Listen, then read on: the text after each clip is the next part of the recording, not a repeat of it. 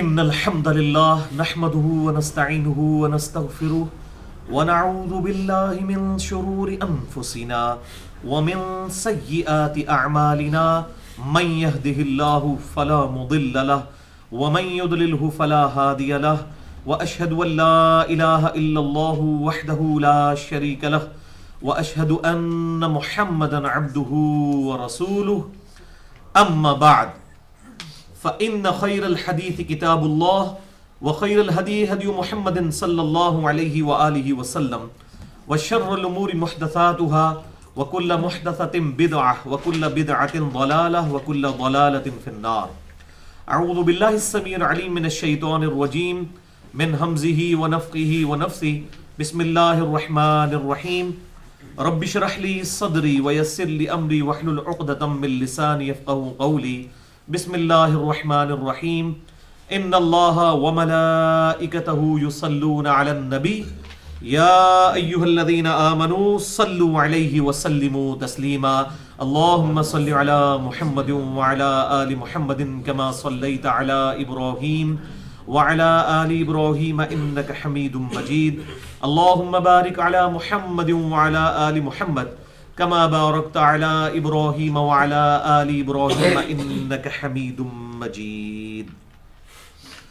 الحمدللہ آج 23 اور 24 جنوری 2016 کی درمیانی رات اور ہفتے کے دن میں ہم انشاءاللہ تعالی قرآن کلاس نمبر 204 میں سورہ بنی اسرائیل کی آیت نمبر 86 سے لے کر 97 تک کے کانٹیکسٹ میں اپنی اسی گفتگو کو آگے لے کر چلیں گے جس پہ پچھلی ہماری 2 کنزیکٹیو نشستیں الحمدللہ ہو چکی ہیں اور یہ ملا کر تقریباً 150 منٹ کی گفتگو ریکارڈ ہو چکی ہے. مسئلہ نمبر 131A اور مسئلہ نمبر 131B کے عنوان سے، جس کا ٹاپک تھا معجزات اور کرامات کی حقیقت اور اہمیت قرآن حکیم اور صحیح الاسناد احادیث کی روشنی میں. اور ان 150 منٹوں کا جو خلاصہ ہے وہ 2 علمی پوائنٹس کی شکل میں میں شروع میں بیان کر دیتا ہوں 2-4 منٹ میں، تاکہ ہماری آج کی گفتگو کے ساتھ اس کا ربط بن جائے. پوائنٹ نمبر 1، معجزات جنہیں ہم انگلش میں میریکلز کہتے ہیں، اور کرامات، بلیسنگز، اللہ تعالیٰ کا خاص کرم ہو، یہ خالصتاً اللہ تعالیٰ کے اختیار میں ہے. یہ کوئی کمپیٹنسی یا کوئی قابلیت نہیں ہے کہ جو شخص خود سے حاصل کر لے. جیسا کوئی شخص ڈرائیونگ کرنا سیکھ جاتا ہے پھر وہ اپنی مرضی سے ڈرائیونگ کرتا رہے. تو معجزات اور کرامات اس طرح نہیں ہوتے، بلکہ اللہ تعالیٰ کے اختیار میں ہوتے ہیں. اور ان میں سے بھی جو معجزات ہیں وہ پرٹیکولرلی اللہ تعالیٰ اپنے انبیاء کرام علیہ السلام کے ساتھ بسا اوقات پرماننٹلی اٹیچ کر دیتا ہے کچھ معجزات کو، اور کچھ جو ہے وہ وقتاً فوقتاً جو ہے وہ سامنے آتے ہیں. البتہ جہاں تک کرامات کا تعلق ہے تو یہ ٹوٹلی جو ہے دعا کی قبولیت تک اس کا تعلق ہے، کسی کے ہاتھ میں کوئی چیز لینے والی بات نہیں ہے. اور اسی طریقے سے جو تیسری چیز ہے استدراج، معجزہ، کرامت اور استدراج، جسے ہم انگلش میں ایلوژن کہتے ہیں، نظر بندی. یہ کسی بھی فاسق اور فاجر شخص، کسی غیر مسلم سے بھی ظاہر ہو سکتی ہے، لیکن کتاب و سنت کی روشنی میں یہ کوئی دلیل نہیں ہوتی. یہ نظر بندی اور جادو ہی ہوتا ہے، اور اس کو بنیاد بنا کر کوئی شخص کتاب و سنت کے خلاف کوئی چیز پروپیگیٹ نہیں کر سکتا. پوائنٹ نمبر 2، ہمارے محبوب امام کائنات سید الاولین والآخرین شفیع المذنبین رحمت للعالمین سیدنا و مولانا امام اعظم محمد رسول اللہ صلی اللہ علیہ وآلہ وسلم کو دعوی نبوت کے اعتبار سے جو واحد معجزہ دیا گیا وہ القرآن ہے. آپ صلی اللہ علیہ وسلم کی نبوت چونکہ قیامت تک کے لیے تھی، لہٰذا اللہ تعالیٰ نے آپ کو معجزہ بھی ایسا دیا کہ جو قیامت تک کے لیے ہے. آج اگر موسیٰ علیہ السلام کا عصا ہمیں مل بھی جائے، چاہے وہ آپ ویٹیکن سٹی میں بیٹھے ہوئے کسی پریسٹ کو دے دیں، کسی پادری کو، یا یروشلم میں بیٹھے ہوئے کسی یہودی پادری کو دے دیں، یا امام کعبہ کے ہاتھ میں بھی دے دیں، وہ کبھی بھی اژدہا نہیں بن سکتا. وہ معجزہ موسیٰ علیہ السلام کے ہاتھوں تک معجزہ تھا، لیکن الحمدللہ یہ کتاب وہ معجزہ ہے جو آپ صلی اللہ علیہ وسلم کے مبارک زمانے میں بھی معجزہ تھی، اور قیامت تک آنے والے آخری انسان کے لیے بھی اللہ کے محبوب صلی اللہ علیہ وسلم کا معجزہ ہے. آج سائنس اپنے عروج پر ہے، اس کتاب کی کوئی ایک آیت بھی ایسی نہیں ہے جو اسٹیبلش سائنس کے خلاف ہو. الحمدللہ اسٹیبلش سائنس کی میں بات کر رہا ہوں. تو آپ صلی اللہ علیہ وسلم کو مردے زندہ کرنا، اسی طریقے سے عصا کو اژدہا میں بدل دینا، اسی طریقے سے جتنے بھی فزیکل فینومینا آف نیچر کو توڑنے والے ٹینجیبل فارم میں معجزات اگلے انبیاء کو دیے گئے، آپ صلی اللہ علیہ وسلم کو دعوے نبوت کے لیے ایسا کوئی معجزہ نہیں دیا گیا. لیکن آپ صلی اللہ علیہ وسلم کے حسی معجزات ٹینجیبل فارم میں فزیکل فینومینا آف نیچر، قانون قدرت کو توڑنے والے موجود ہیں، اور الحمدللہ آج ہم ان کو ڈسکس بھی کریں گے اس حوالے سے. اور یہ ہماری آج کی گفتگو ہوگی مسئلہ نمبر 131C. نبی اکرم صلی اللہ علیہ وآلہ وسلم کے 17 حسی معجزات، فزیکل فارم میں، ٹینجیبل فارم میں، فزیکل فینومینا آف نیچر کو توڑنے والے، قانون قدرت کو توڑنے والے اللہ کے محبوب صلی اللہ علیہ وسلم کے یہ 17 معجزات انشاءاللہ ہم ڈسکس کریں گے. اور یہ بھی 2 حصوں میں ڈیوائیڈ ہے. 17 کی نسبت میں نے لی ہے صحیح بخاری اور صحیح مسلم کی احادیث کی روشنی میں بھی، اہل سنت کے ہاں بھی، اہل تشیع کے ہاں بھی، بلکہ اس سے بھی بڑھ کر اجماع اور تواتر کے ساتھ یہ بات مسلمانوں کے اندر موجود ہے، چاہے وہ اہل سنت ہوں خواہ وہ اہل تشیع ہوں، کہ فرض نماز کی رکعتوں کی تعداد دن رات میں 17 ہے. فجر کے 2 فرض، ظہر کے 4 فرض، عصر کے 4، مغرب کے 3 اور عشاء کے 4. اس 17 کی نسبت سے میں نے یہ 17 جو ہے معجزات انشاءاللہ ڈسکس کرنے کا ارادہ کیا ہے. اور اس کی بھی پھر آگے ڈویژن ہے. 12 جو ہے 12 ربیع الاول کی نسبت سے 12 معجزات وہ ہوں گے جو پرٹیکولرلی آپ صلی اللہ علیہ وسلم کے حسی معجزات، فزیکل فینومینا آف نیچر کو، قانون قدرت کو توڑنے والے. اور پھر آخری 5 حسی معجزات آپ صلی اللہ علیہ وسلم کی پروفیسیز، اور یہ 5 کی بھی نسبت جو ہے وہ اہل بیت کے ساتھ، آپ صلی اللہ علیہ وسلم کی مستقبل کی خبریں جو آپ صلی اللہ علیہ وسلم نے دیں، اور وہ آپ صلی اللہ علیہ وسلم کی مبارک زندگی میں بھی اور بعد میں بھی منوان اسی طریقے سے الحمدللہ پوری ہوئیں. تو یہ 17 حسی معجزات ہم ڈسکس کریں گے. اور اگلی دفعہ انشاءاللہ مسئلہ نمبر 131D ہوگا جو پرٹیکولرلی کرامات سے ریلیٹڈ ہوگا. انشاءاللہ اس کو ہم الگ سے ڈسکس کریں گے. اور میری یہ خواہش ہے کہ یہ ہماری گفتگو اب یہ 4 نشستوں میں تقریباً سمجھ لیں 6-7 گھنٹے کی گفتگو بن جائے گی. یہ قیامت تک کے لیے ایک ویڈیو بک بن جائے معجزات اور کرامات کے حوالے سے. اور الحمدللہ اس کا بڑا اچھا فیڈ بیک آیا ہے کہ فرقہ واریت کی لعنت سے بالا تر ہو کر ایک حق بات امت تک پہنچانے کی ایک الحمدللہ کوشش ہے. اسی حوالے سے آج جتنے بھی آیات آئیں گی انشاءاللہ میں ان کے مکمل ریفرنسز دوں گا، اور جتنی احادیث ہوں گی انشاءاللہ ان کے نمبرز علماء حرمین بیروت اور دارالسلام کی انٹرنیشنل نمبر کے مطابق دوں گا، جس کے مطابق پوری دنیا میں عربی کتب شائع ہوتی ہیں. اس کے باوجود اگر کسی کی کوئی کیوری ہو تو وہ لیکچر کے اینڈ پہ مجھ سے سوال کر سکتے ہیں، یا بعد میں بھی میرا ای میل ایڈریس ہے mirza_95@yahoo.com، اس پہ ای میل کر کے جواب لیا جا سکتا ہے. بھائیو، ہمارے محبوب صلی اللہ علیہ وسلم کے کل 3 معجزات ایسے ہیں، اور میں نے پہلے بھی بتایا یہ معجزے کا لفظ ہے، پرٹیکولرلی یہ علم الکلام کی ٹرم ہے. قرآن حکیم میں اس کے لیے جو ٹرم استعمال ہوئی ہے اصطلاح وہ ہے آیتن، آیہ، نشانی، اور انگلش میں ہم اسے کہتے ہیں سائن. یہ سگنیچر بھی جو کیا جاتا ہے اسے بھی ہم مختصر کر کے سائن کہتے ہیں. تو آپ صلی اللہ علیہ وسلم کے 3 معجزات ایسے ہیں جن کا ذکر قرآن حکیم کے اندر آیا ہے. 3 معجزات. اس کے علاوہ آپ صلی اللہ علیہ وسلم کے کئی معجزات ہیں، لیکن وہ احادیث کی کتابوں میں، صحیح بخاری، صحیح مسلم، اس کے علاوہ باقی کتابوں میں الحمدللہ بڑی ڈیٹیل کے ساتھ سینکڑوں حسی معجزات بھی آپ صلی اللہ علیہ وسلم کے رپورٹ ہوئے ہیں. لیکن دعوے نبوت کرنے والا جو معجزہ ہے وہ صرف ایک ہے، اور وہ ہے قرآن حکیم. اور اس کی ٹیکنیکل ریزن یہ ہے کہ آج ہم آپ صلی اللہ علیہ وسلم کے کسی معجزے کی ویڈیو کسی کو نہیں دکھا سکتے. تو معجزہ تو ایسا ہونا چاہیے، اگر آپ کی نبوت قیامت تک کے لیے الحمدللہ، تو معجزہ بھی قیامت تک کے لیے ہونا چاہیے، اور وہ القرآن کی شکل میں ہمارے پاس الحمدللہ موجود ہے.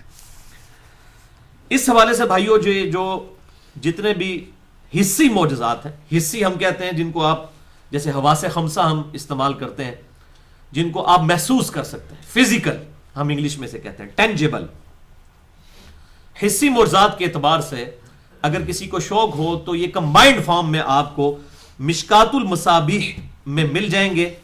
انٹرنیشنل نمبرنگ کے مطابق 5852 نمبر حدیث سے لے کر 5943 نمبر حدیث تک کل 92 احادیث ہیں جو آپ صلی اللہ علیہ وسلم کے پرٹیکولرلی حصی معجزات سے ریلیٹڈ ہیں الحمدللہ. اور یہ 92 کی نسبت بھی جو ہے محمد صلی اللہ علیہ وسلم کے حروف ابجد 92 ہے، اور ہمارے پاکستان کا بھی کنٹری کوڈ جو ہے وہ 92 ہے. یہ حروف ابجد سے ہمیں کوئی چڑ نہیں ہے، ایک لینگویج ہے. اس کے تعویذ لکھنا وہ ایک الگ غلط چیز ہے، اس کو ہم کنڈیم کرتے ہیں. میرا پورا لیکچر اس پہ ریکارڈ ہے مسئلہ نمبر 109 کے نام سے. لیکن یہ ایک لینگویج ہے جس طرح باقی لینگویجز موجود ہیں دنیا کے اندر. تو یہ مشکات المصابیح الحمدللہ انسائکلوپیڈیا آف حدیث ہے، اس لیے میں نے اس پہ الگ سے پورا لیکچر بھی دیا ہے. مسئلہ نمبر 111 مشکات المصابیح کا مکمل تعارف. اب آپ کے پاس بخاری، مسلم، ابو داؤد، ترمذی، نسائی، ابن ماجہ یہ ساری کتابیں نہ بھی ہوں، صرف مشکات موجود ہو تو الحمدللہ آج بھی جتنی احادیث آئیں گی آپ حیران ہوں گے کہ وہ سب کی سب احادیث چاہے وہ مختلف کتابوں میں ہیں لیکن وہ سب کی سب احادیث الحمدللہ مشکات میں بھی موجود ہیں. اور میں نے یہ جو آج کے لیے 17 حصی معجزات سلیکٹ کیے ہیں، یہ سب کی سب احادیث جو ہیں وہ صحیح بخاری اور صحیح مسلم سے ہیں. کوئی حدیث میں نے اس سے باہر نہیں لی تاکہ الحمدللہ وہ صحیح اور ضعیف کا چکر بھی ختم ہو جائے. اس حوالے سے 100% احادیث آج جتنی ڈسکس ہوں گی وہ صحیح بخاری اور صحیح مسلم سے انشاءاللہ ڈسکس ہوں گی. اس کے علاوہ بھائیوں ہمارے محدثین رحمہم اللہ نے الگ سے بھی کتابیں لکھی ہیں اسی حوالے سے. اس امت میں بہت بڑا کام کیا ہے. 5ویں صدی ہجری کے اندر ایک بہت بڑے محدث گزرے ہیں امام حاکم، جنہوں نے المستدرک للحاکم لکھی ہے، المتوفہ 405 ہجری. ان کے لائق ترین شاگرد گزرے ہیں 5ویں صدی ہجری کے اندر، اور ان کا نام تھا امام ابو بکر احمد بن علی بن حسین البیہقی، جنہیں مشہور امام البیہقی کہا جاتا ہے. المتوفہ 458 ہجری. انہوں نے تقریباً آج سے 1000 سال قبل ایک کتاب لکھی. اس کتاب کا نام ہے دلائل النبوہ، یعنی نبوت کو جسٹیفائی کرنے والی کتاب، کہ ہم پروفٹ صلی اللہ علیہ وسلم کے بارے میں جو کلیم کرتے ہیں کہ یہ اللہ کے پیغمبر ہیں تو ہمارے پاس دلائل کیا ہیں. اس کانٹیکسٹ میں انہوں نے 3286 احادیث جمع کی ہیں دلائل النبوہ کتاب کے اندر. یہ کتاب اردو میں بھی شائع ہو چکی ہے اور 6 جلدوں کے اندر الحمدللہ موجود ہے. اور اگر آپ نیٹ پہ تلاش کریں تو بڑی آسانی کے ساتھ آپ کو اس کا PDF بھی مل جائے گا. 3286 احادیث پر مشتمل دلائل النبوہ کتاب ہے، جس میں آپ صلی اللہ علیہ وسلم کی پروفیسیز موجود ہیں، مستقبل کی پیشن گوئیاں، آپ صلی اللہ علیہ وسلم کے معجزات، ایون آپ صلی اللہ علیہ وسلم کے صحابہ کی کرامات بھی اس کے اندر موجود ہیں، چونکہ صحابہ کی کرامات بھی آپ صلی اللہ علیہ وسلم کے معجزات کا ہی ایک کنٹینیوشن ہے الحمدللہ. تو وہ 3 بڑے بڑے معجزات جو قرآن حکیم میں ذکر ہوئے ہیں ان میں سے نمبر 1 القرآن، جس پہ ہم پچھلی 2 نشستیں 150 منٹ کی گفتگو کر چکے ہیں. مسئلہ نمبر 131A اور 131B. اس کے علاوہ بھی میرا لیکچر ہے مسئلہ نمبر 85 کے نام سے، قرآن اور قتال، ہمارے محبوب صلی اللہ علیہ وسلم کی 2 خصوصیات. دوسرا معجزہ جو قرآن میں ذکر ہوا وہ الاسراء والمعراج ہے.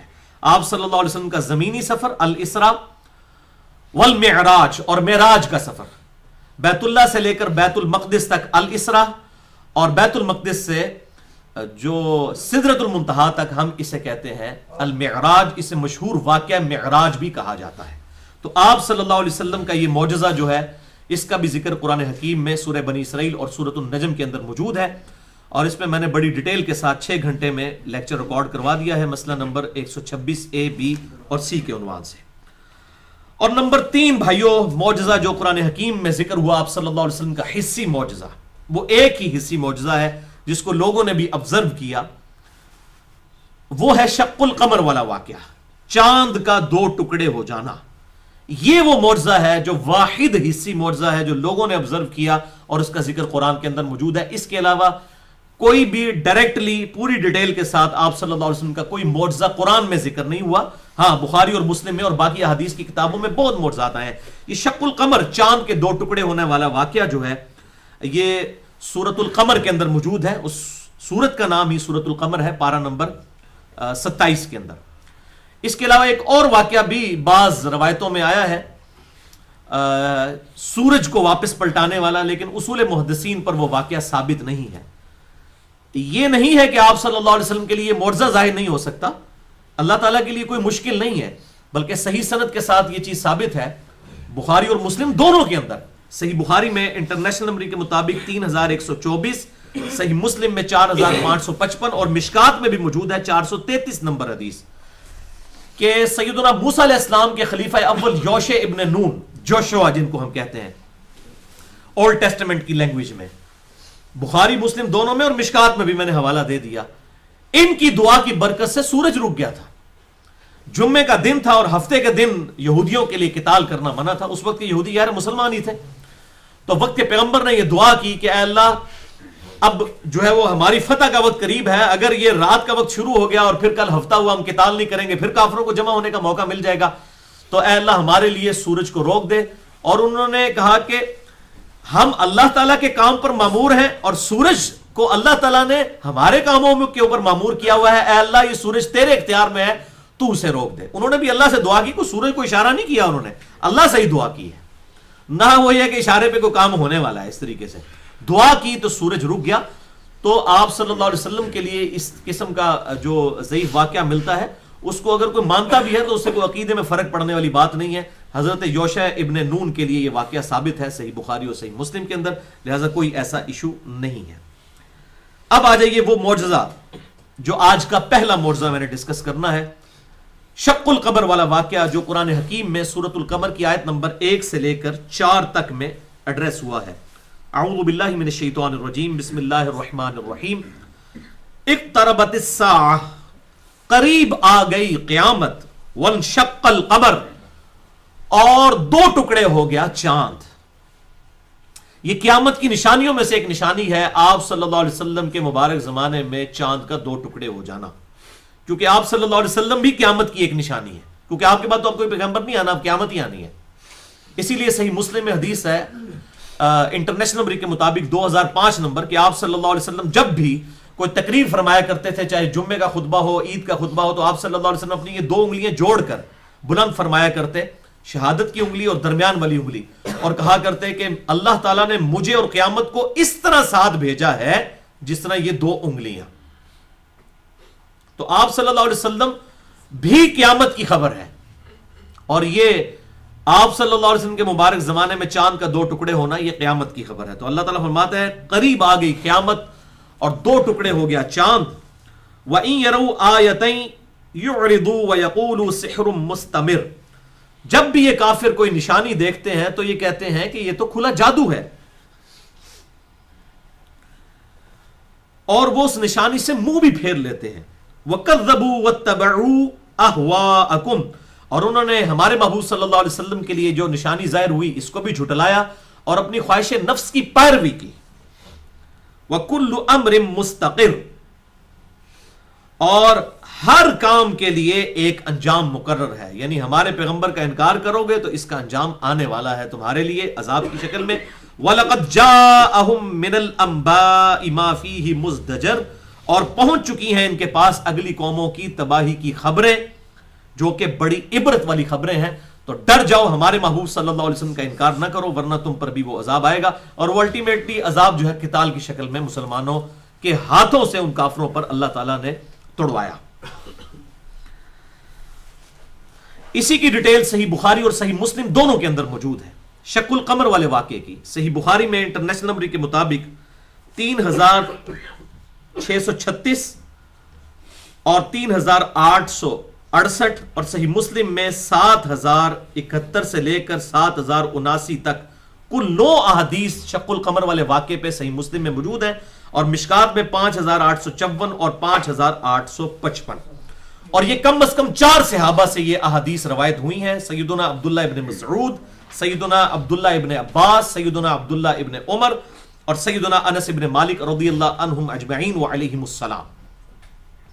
और इनमें अब्दुल्लाह इब्न मसूद वो हैं जो पहले 10 मुसलमानों में से, क्योंकि बाज मुनकरीन हदीस ने इतराज किया कि इसमें तो इब्न अब्बास रवायत कर रहे हैं, इब्न अब्बास तो उस वक्त पैदा ही नहीं हुए थे, तो इब्न अब्बास कोई अकेले नहीं है रवायत करने वाले, इब्न मसऊद भी वो रवायत करने वाले हैं जिन्होंने ये वाक़या खुद देखा है।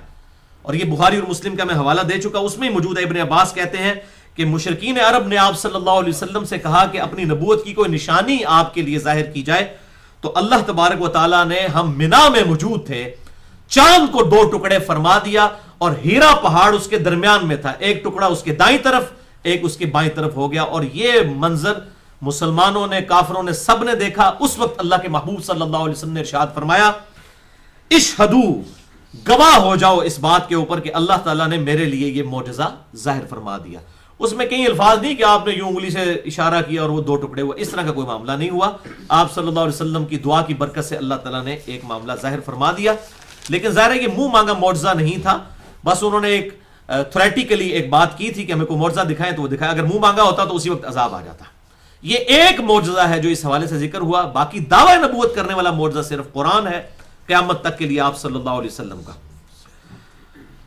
تو آپ صلی اللہ علیہ وسلم کو جو حصی معجزات دیے گئے وہ الحمدللہ اب ہم ڈسکس کرنے جا رہے ہیں، اور سب کے سب بخاری اور مسلم سے ہوں گے، کوئی باہر حدیث نہیں ہوگی. یہ 17 کے 17 معجزات انشاءاللہ صحیح بخاری اور صحیح مسلم سے. ان میں سے پہلا معجزہ ہم ڈسکس کر چکے ہیں، شق القمر والا واقعہ. اب دوسرا حصی معجزہ صحیح بخاری میں انٹرنیشنل نمبر کے مطابق 4039 نمبر، مشکات میں 5876 نمبر حدیث ہے.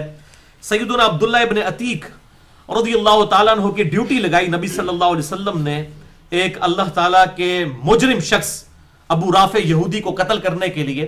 انہوں نے اس کو قتل کیا. اس کے بعد جب وہ چاندنی رات میں وہاں سے نکلے تو ان کو اندازہ نہ ہو سکا کہ سیڑھیاں بھی کچھ نیچے باقی تھیں، تو انہوں نے پاؤں نیچے رکھا تو وہ گر پڑے اور ان کی پنڈلی کی ہڈی ٹوٹ گئی.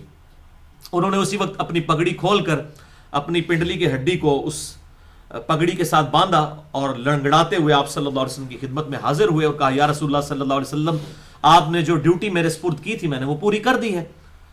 تو آپ صلی اللہ علیہ وسلم نے فرمایا کہ یہ تجھے کیا ہوا ہے؟ انہوں نے کہا یا رسول اللہ صلی اللہ علیہ وسلم، ساڑھے ورگا کو بندہ ہوتا ہے پہلے ہی کہتا ہے یا رسول اللہ لات پنوا لئی تواڈے پیچھے دیکھو. انہوں نے پورا اور بڑی خوشخبری کے ساتھ انہوں نے اپنی بات ہی نہیں ان کے ساتھ کی. کہا یا رسول اللہ آپ کا کام کر دیا. آپ نے فرمایا یہ کیا ہوا؟ انہوں نے کہا یا رسول اللہ میری اس طریقے سے پنڈلی ٹوٹ گئی ہے. تو آپ نے فرمایا ادھر کر. انہوں نے ٹانگ سیدھی کی. آپ صلی اللہ علیہ وسلم نے اپنا دست انور اس پر پھیرا اور وہ کہتے ہیں اللہ کی قسم وہ ٹانگ اس طرح ہوگی جیسے کبھی ٹوٹی نہیں تھی. اب یہ اتنا بڑا معجزہ ہے جو میڈیکلی امپاسبل ہے. یہ فزیکل فینومینا آف نیچر کو توڑنے والا ہے. ہڈی کا بانڈ بنانے کے لیے بھی کم از کم 5-6 ہفتے درکار ہے، پھر بھی بندہ لنگڑا کے چلتا ہے. اور اسی وقت اور یہ پنڈلی کی ہڈی کا جڑ جانا یہ بہت بڑا حصی معجزہ ہے. لیکن آپ نے کوئی پبلکلی نہیں کیا کہ لوگوں کو دکھانے کے لیے دیکھو میں نے اتنا بڑا کارنامہ کیا مجھے پیغمبر مانو. کیوں؟ آپ کا دعوی نبوت کرنے والا معجزہ صرف قرآن ہے. یہ ایک انڈیویجول واقعہ بند کمرے کے اندر ہوا. آپ صلی اللہ علیہ وسلم اور ایک صحابی کے درمیان کوئی تیسرا بندہ بھی وہاں پہ موجود نہیں تھا. تو اس قسم کے معجزات آپ صلی اللہ علیہ وسلم سے ظاہر ہوئے ہیں. تیسرا حصی معجزہ بھی صحیح بخاری اور صحیح مسلم دونوں میں موجود ہے. بخاری میں 4152، مسلم میں 4813، مشکات میں 5882 کہ صلح حدیبیہ کے موقع پر سیدنا جابر ابن عبداللہ رضی اللہ تعالیٰ عنہ کہتے ہیں کہ ہمارے لیے پانی کم پڑ گیا، حتیٰ کہ ہمارے پاس صرف ایک پانی کا برتن تھا اور اس سے بھی آپ صلی اللہ علیہ وسلم نے وضو کیا اور بس وہ تھوڑا سا پانی بچ گیا. تو ہم اللہ کے محبوب صلی اللہ علیہ وسلم کی خدمت میں حاضر ہوئے کہ یا رسول اللہ صلی اللہ علیہ وسلم ہم سب نے ابھی وضو کرنا ہے، پانی پینا ہے، جانوروں کو پلانا ہے، ہمارے پاس پانی نہیں ہے. تو آپ صلی اللہ علیہ وسلم نے اس برتن مبارک میں اپنا ہاتھ رکھا اور صحابہ کہتے ہیں کہ ہم نے اپنی آنکھوں سے دیکھا کہ آپ کی انگلیوں کے پوروں سے پانی کے چشمے پھوٹ پڑے. چشمے گوشت میں سے، پتھر میں سے نہیں. موسیٰ علیہ السلام کی دفعہ تو پتھر میں سے پانی نکلا، پتھر میں سے پانی نکل آتا ہے، گوشت میں سے پانی نکلنا اور پانی کے چشمے پھوٹ پڑے. صحابہ اکرام کہتے ہیں ہم نے سب نے وضو بھی کیا، پانی پیا بھی، جانوروں کو پلایا، سٹور بھی کر لیا. وہ تابعی کہتے ہیں جابر بن عبداللہ یہ بتائیے کہ آپ لوگ کتنے لوگ تھے جنہوں نے ایک پانی کے برتن سے ہی سب کچھ کیا؟ وہ جو ہے بھی چھاگل تھی ایک ہاتھ سے اٹھائی جانے والی. انہوں نے کہا کہ اس وقت اگر ہم 1,00,000 بھی ہوتے نا تو وہ پانی زیادہ تھا. البتہ ہم اس وقت 1500 تھے. 1500 بندوں نے ایک پانی کے برتن سے وضو بھی کیا اور جانوروں کو بھی پلایا، خود بھی پی لیا اور اپنے لیے سٹور بھی کر لیا. یہ آپ صلی اللہ علیہ وسلم کا معجزہ حضرت موسیٰ علیہ السلام کے اس معجزے سے بھی 1000 گنا بڑا معجزہ ہے. جو آسا لاٹھی وہ انہوں نے ماری اور 12 چشمے جاری ہو گئے. یہاں پر وہ چشمے تو نکل ہی آتے ہیں پتھروں میں سے، وہ تو معجزہ ہے، لیکن یہ بہت بڑا معجزہ ہے کہ گوشت میں سے پانی کا نکلنا. یہ اللہ کے محبوب صلی اللہ علیہ وسلم کو اللہ تعالیٰ نے حصی معجزہ، اور یہاں بھی آپ نے کسی کافر کو کر کے نہیں دکھایا. ایک کیجول معاملہ ہوا اور آپ صلی اللہ علیہ وسلم کی دعا کی برکت سے یہ معاملہ حل ہو گیا، کیونکہ آپ صلی اللہ علیہ وسلم کی دعوی نبوت کرنے والا واحد معجزہ قرآن ہے. یہ بات بار بار سمجھ لیں. لہٰذا اس کی بنیاد پہ جو منکرین حدیث ان معجزات کا ڈینائی کرتے ہیں وہ اس معاملے کو سمجھے نہیں ہیں. ہم کب یہ کہتے ہیں کہ آپ صلی اللہ علیہ وسلم کے دعوی نبوت اس بنیاد پہ ہم کر رہے ہیں؟ دعوی نبوت قرآن کی بنیاد پہ ہی ہے، لیکن یہ ساتھ اللہ تعالیٰ کی طرف سے آپ صلی اللہ علیہ وسلم کے لیے خصوصی انعام تھا. چوتھا حصی معجزہ صحیح مسلم میں 7518, مشکات میں 5885. جابر بن عبداللہ رضی اللہ تعالیٰ عنہ کہتے ہیں ایک سفر میں ہم آپ صلی اللہ علیہ وسلم کے ساتھ تھے. تو کہتے ہیں کہ آپ صلی اللہ علیہ وسلم کو رفع حاجت کی ضرورت پیش آئی پیشاب کرنے کے لیے. تو سامنے چٹیل میدان تھا. آپ صلی اللہ علیہ وسلم اس میدان میں اترے. اس کے ایک کنارے کے اوپر ایک درخت تھا اور دوسرے کنارے پہ دوسرا درخت تھا. آپ صلی اللہ علیہ وسلم نے اس درخت کی ٹہنی کو پکڑا اور اسے کہا کہ اللہ کے حکم سے میرے لیے مطیع ہو جا.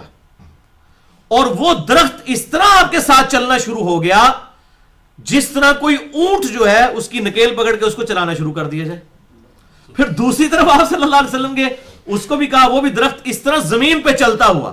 دونوں درخت آ کر ملے اور انہوں نے آپ صلی اللہ علیہ وسلم کے لیے جو ہے وہ پردہ کیا. آپ صلی اللہ علیہ وسلم پیشاب کر کے فارغ ہوئے. پھر آپ صلی اللہ علیہ وسلم نے ان درختوں کو حکم فرمایا تو وہ واپس ہی چلتے ہوئے اس طریقے سے اپنی جگہوں پر چلے گئے. اور یہ جابر بن عبداللہ کہتے ہیں میں نے اپنی آنکھوں سے یہ منظر دیکھا اور اللہ تعالیٰ نے میرا ایمان بڑھا دیا آپ صلی اللہ علیہ وسلم کے سامنے اس طریقے سے ایک فزیکل معجزہ. اور یہ دیکھ لیں یہ بھی کوئی پبلکلی اس طرح نہیں ہوا, ایک بندے نے دیکھا آپ صلی اللہ علیہ وسلم نے اس کی بنیاد پہ کوئی دعوی نبوت نہیں کیا, یہ آپ کے ساتھ اس طریقے سے اللہ تبارک و تعالیٰ معاملات فرمایا کرتا تھا. الحمدللہ. پانچواں حصی معجزہ صحیح بخاری میں 933 نمبر, صحیح مسلم میں 2078 اور مشکات میں 5902. انس بن مالک کا بیان ہے کہ ایک دفعہ مدینہ شریف میں قحط پڑ گیا. اللہ کے محبوب صلی اللہ علیہ وسلم جمعے کا خطبہ دے رہے تھے. ایک شخص عین جمعے کے خطبے میں کھڑا ہوا, کہا یا رسول اللہ ہمارے مویشی ہلاک ہو گئے, ہم بھی پیاس سے مر گئے, قحط ہے, اللہ کے حضور دعا کیجئے کہ بارش نازل ہو.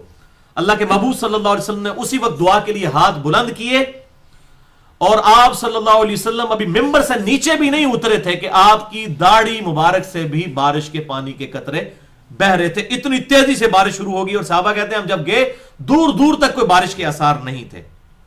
اور وہ بارش ایسی ہوئی کہ پورا ہفتہ بارش ہوتی رہی. اگلے ہفتے وہی عربی کھڑا ہو گیا, اس نے کہا یا رسول اللہ ہمارے مکان گر گئے بارش کی وجہ سے. اللہ کے حضور دعا کریں کہ ہماری زمینوں پر تو بارش ہو, ہمارے مکانوں کے اندر بارش نہ ہو. اللہ کے حضور دعا کیجئے. تو اللہ کے محبوب صلی اللہ علیہ وسلم نے دعا فرمائی. یہاں پر بخاری کے الفاظ ہیں, آپ نے اپنے مبارک انگلی سے یوں اشارہ فرمایا. تو آپ صلی اللہ علیہ وسلم جہاں اشارہ فرماتے جاتے وہاں سے بادل پھٹتے جاتے اور مدینہ جو ہے وہ حوض کی شکل میں بن گیا. ارد گرد پہ بارش ہو رہی تھی, وہ پانی ادھر آ کے جمع ہوتا تھا, لیکن مدینے کے اندر بارش نہیں تھی, ارد گرد بارش ہو رہی تھی. اور صحابہ کہتے ہیں ہم گئے تو بارش میں تھے, جب واپس آئے تو بالکل دھوپ نکلی ہوئی تھی. اب یہ بہت بڑا معجزہ ہے, آپ صلی اللہ علیہ وسلم کو اللہ تعالیٰ نے اس اعتبار سے اکرام فرمایا.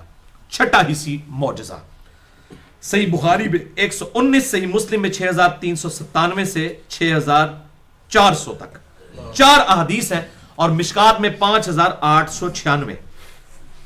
سیدنا ابو ہریرہ رضی اللہ تعالیٰ عنہ کہتے ہیں کہ یا رسول اللہ صلی اللہ علیہ وسلم میں آپ سے بہت کچھ سنتا ہوں لیکن بھول جاتا ہوں, میرے لیے کوئی دعا فرمائیے. تو آپ صلی اللہ علیہ وسلم نے فرمایا کہ اپنی چادر بچھاؤ.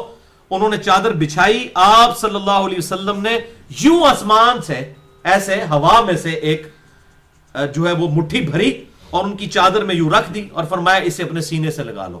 وہ کہتے ہیں کہ میں نے وہ سینے سے لگائی اور اللہ کی قسم اس کے بعد میں کوئی بات آپ سے سنی ہوئی نہیں بھولا. یہی وجہ ہے سب سے زیادہ احادیث سیدنا ابو ہریرہ نے روایت کی ہیں رضی اللہ تعالیٰ عنہ.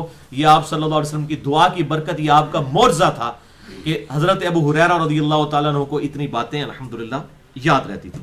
اسی کانٹیکسٹ میں وہ واقعہ بھی یاد کر لیں جو صحیح مسلم میں 6396 اور مشکات میں بھی موجود ہے 5895 نمبر. کہ حضرت ابو ہریرہ کہتے ہیں کہ میری والدہ آپ صلی اللہ علیہ وسلم کو گالیاں دیا کرتی تھی اور میں بڑا تنگ آ گیا. ایک دن تو میں نے کہا یا رسول اللہ صبر کا پیمانہ لبریز ہو گیا, اب تو آپ دعا کر دیجئے میری والدہ کے لیے, وہ آپ کی اتنی دشمن ہے, مجھ سے برداشت نہیں ہوتا. آپ مجھے صبر کا کہتے ہیں, مجھ سے برداشت نہیں ہوتا. تو آپ صلی اللہ علیہ وسلم نے دعا کے لیے ہاتھ اٹھائے. حضرت ابو ہریرہ کہتے ہیں میں نے دڑکی لگا دی. اندازہ کریں کہ ایک عورت جو آپ صلی اللہ علیہ وسلم کی اتنی سخت دشمن ہے, جس کی دشمنی میں کوئی دوسری رائے نہیں ہے, اور اس کا بیٹا آگے کہہ رہا ہے کہ بس ایک دعا کرنے کی برکت. کہتے ہیں میں نے دڑکی لگا دی. گھر پہنچا تو دروازہ بند, اندر سے نہانے کی آواز آ رہی اور میری والدہ نے کہا ابو ہریرہ باہر ہی رہو. دروازہ کھولتے ہی انہوں نے کہا کہ میں گواہی دیتی ہوں کہ اللہ تعالیٰ ایک ہے اور محمد صلی اللہ علیہ وسلم اس کے رسول ہیں, مجھے رسول اللہ صلی اللہ علیہ وسلم کے پاس لے چلو. پتہ نہیں کیا معاملہ ہوا, کیا اللہ تعالیٰ نے دل کے اوپر کیا. جو صحیح مسلم میں حدیث ہے کہ انسان کا دل رحمان کی 2 انگلیوں میں ہے, چاہے تو یہاں پلٹ دے چاہے وہاں پلٹ دے. ایسا معاملہ فرمایا، اور انہوں نے الحمدللہ کلمہ پڑھا اور وہ مسلمان ہو گئی. یہ بھی آپ صلی اللہ علیہ وسلم کا ایک معجزہ. اس حوالے سے یہ جو بعض لوگ ما فوق الاسباب اور ما تحت الاسباب کی ڈفرینسیشن کرتے ہیں، یہ بالکل غلط ہے. اب دیکھیں حافظہ جو ہے یہ ما فوق الاسباب ہے. یہ حافظہ کوئی ایسی چیز نہیں جو آپ پیسے دے کے خرید سکیں، اسباب میں تو داخل ہی نہیں ہے چیز. دنیا کی کوئی دعائی آپ کا حافظہ نہیں صحیح کر سکتی کہ آپ جو یاد رکھیں وہ اگر یہ ہونا شروع ہو جائے تو معاملہ یہ آسان ہو جائے کہ آپ دعائی کسی کو کھلائیں اور وہ جو بات اس کے سامنے وہ بھولے ہی نہ. یہ تو گاڈ گفٹڈ چیز ہے، تو یہ تو اسباب سے اوپر کی چیز ہے. لہٰذا معجزات ہوتے ہی ما فوق الاسباب ہے، اور اللہ تعالیٰ جب چاہتا ہے اپنے نبیوں کے ذریعے ما فوق الاسباب چیزیں بھی کر دیتا ہے. اللہ تعالیٰ کو ہر چیز کا اختیار حاصل ہے، وہ اپنے نبیوں علیہ السلام کے ذریعے یہ معاملات فرماتا ہے تاکہ لوگوں کا ایمان اس حوالے سے بڑھے. ساتواں حصی معجزہ صحیح بخاری میں 3584 اور 2095 نمبر، اور مشکات میں 5903 نمبر.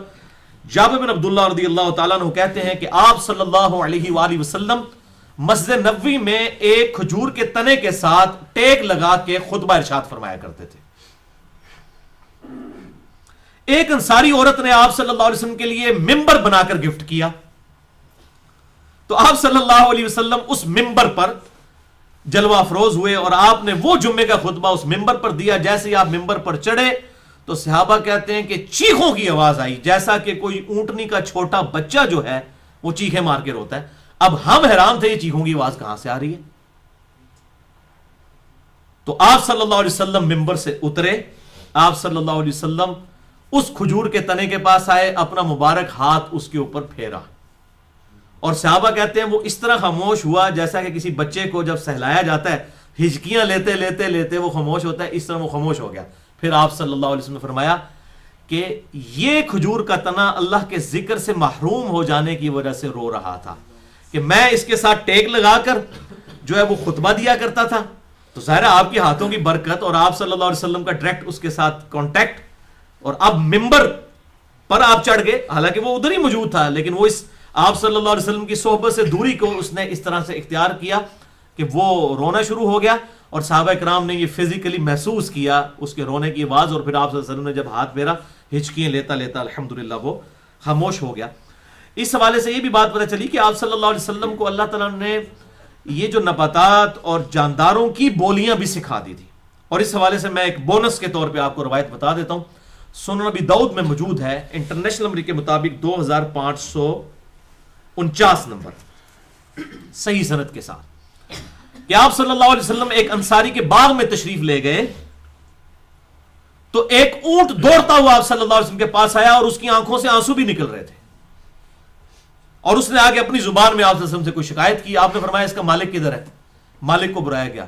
آپ نے فرمایا اللہ سے ڈر جا، تو اس بے زبان کے معاملے میں اللہ تعالیٰ سے ڈر جا. تجھے پتا ہے اس نے مجھے شکایت کی ہے کہ یا رسول اللہ صلی اللہ علیہ وسلم یہ مجھے کھانا بڑا تھوڑا دیتا ہے لیکن مجھ سے کام بہت زیادہ لیتا ہے. تو اللہ سے ڈر جا اور بے زبان جانوروں کے ساتھ حسن سلوک کر. اب وہ جانوروں کی بولی انسان کیسے سمجھ سکتا ہے؟ یہ معجزہ ہے. جیسا کہ حضرت سلیمان علیہ السلام کو قرآن حکیم میں آتا ہے اللہ تعالیٰ نے جانوروں کی بولیاں سکھا دی تھی. ہمارے محبوب صلی اللہ علیہ وسلم کو بھی اللہ تعالیٰ نے جانوروں کی بولیاں سکھا دی اور آپ صلی اللہ علیہ وسلم سے جانور آ کے شکایت بھی فرمایا کرتے تھے. آٹھواں حصی معجزہ صحیح بخاری میں 741، صحیح مسلم میں 958، مشکات میں 1086. آپ صلی اللہ علیہ وسلم نے فرمایا اے میرے صحابہ تم کیا سمجھتے ہو کہ میرا رخ قبلہ کی طرف ہوتا ہے؟ اللہ کی قسم میں اپنی پیٹھ کے پیچھے بھی تمہیں دیکھ لیتا ہوں اور تمہارا خشوع اور خضوع مجھ پر پوشیدہ نہیں ہوتا. یعنی جب آپ نماز پڑھا رہے ہوتے ہیں اب کون پیچھے زیادہ دفعہ داڑھی کو کھجلی کر رہا ہے یا کون جو ہے وہ نان سیریس کھڑا ہے آپ کو نظر آ رہا ہوتا تھا. آپ فرمایا اللہ کی قسم میں پیٹھ کے پیچھے بھی دیکھ رہا ہوتا ہوں، یہ نہ سمجھو میرا چہرہ اس طرف ہوتا ہے. تمہارا خشوع اور خضوع مجھ پر پوشیدہ نہیں ہوتا. اپنے رکوع اور سجدے پوری طرح ادا کیا کرو. یہ بھی حصی معجزہ ہے. یعنی ان دو آنکھوں سے ہمیں تو 180 ڈگری کا ویژن بھی بڑی مشکل سے نظر آتا ہے اور اللہ کے محبوب صلی اللہ علیہ وسلم کو 360 ڈگری کا ویژن نظر آتا تھا. پیچھے بھی آپ دیکھتے تھے، یہاں آنکھ مبارک کوئی نہیں تھی، انہی دو آنکھوں کے ساتھ آپ کو پیچھے بھی نظر آتا تھا. اور اس طرح کے کئی واقعات ہیں کہ آپ صلی اللہ علیہ وسلم کے پیچھے بھی کوئی آ رہا ہوتا تھا تو آپ کہتے تھے فلاں آ رہا ہے، آپ دیکھ لیتے تھے. جیسا کہ وہ جامعہ ترمذی میں حدیث ہے جو حذیفہ ابن یمان رات کے اندھیرے میں حضور کے پیچھے آ رہے تھے. آپ فرمایا کون؟ حذیفہ ہے؟ یا رسول اللہ ہاں. فرمایا اللہ تجھے اور تیری ماں کو بخشے، آج میرے پاس وہ فرشتہ آیا کہ جو آج سے پہلے کبھی نازل نہیں ہوا اور اس نے مجھے خبر دی ہے کہ میری بیٹی فاطمہ جنتی عورتوں کی سردار اور میرے بیٹے حسن و حسین جنتی نوجوانوں کے سردار ہیں. یہ اس حدیث میں بھی اسی طریقے سے وہ جو صحیح بخاری اور مسلم میں حدیث ہے، ایک صحابی ابو بکر، ایک ہے ابو بکر رضی اللہ تعالیٰ عنہ، وہ آپ صلی اللہ علیہ وسلم کے پیچھے جماعت میں رکوع کی حالت میں شامل ہو کر چلتے ہوئے رکوع کی حالت میں چلتے چلتے صف میں آئے، تو آپ صلی اللہ علیہ وسلم نے ان کو فرمایا کہ میں نے تیرا شوق دیکھ لیا ہے، لیکن سکون کے ساتھ آؤ، نماز میں جو چیز ملے اس کو پاؤ، اس کے بعد اپنی نماز جو بھی معاملہ ہے وہ کرو. جس سے لوگوں نے جو ہے وہ رکعت ملنے والا معاملہ اخذ کیا، حالانکہ امام بخاری نے رد لکھا ہے، اس میں تو آگے الفاظ ہیں آندہ ایسے نہ کرنا. آپ صلی اللہ علیہ وسلم نے اس میں کہیں یہ ذکر بھی نہیں انہوں نے ایک اور رکعت ملائی تھی یا نہیں ملائی تھی، وہ تو امبیگوس چیز ہے، امبیگوس چیز، مبہم چیز کے اوپر ایک رزلٹ نکال لینا. رکوع میں رکعت نہیں ملتی جب تک کہ کوئی سورۃ الفاتحہ پڑھ کے رکوع میں شامل نہ ہو. اس زمانے میں ہو بھی جاتے تھے لوگ، اتنے لمبے رکوع ہوا کرتے تھے آپ صلی اللہ علیہ وسلم کے، تو فاتحہ پڑھ کے بھی لوگ شامل ہو سکتے تھے.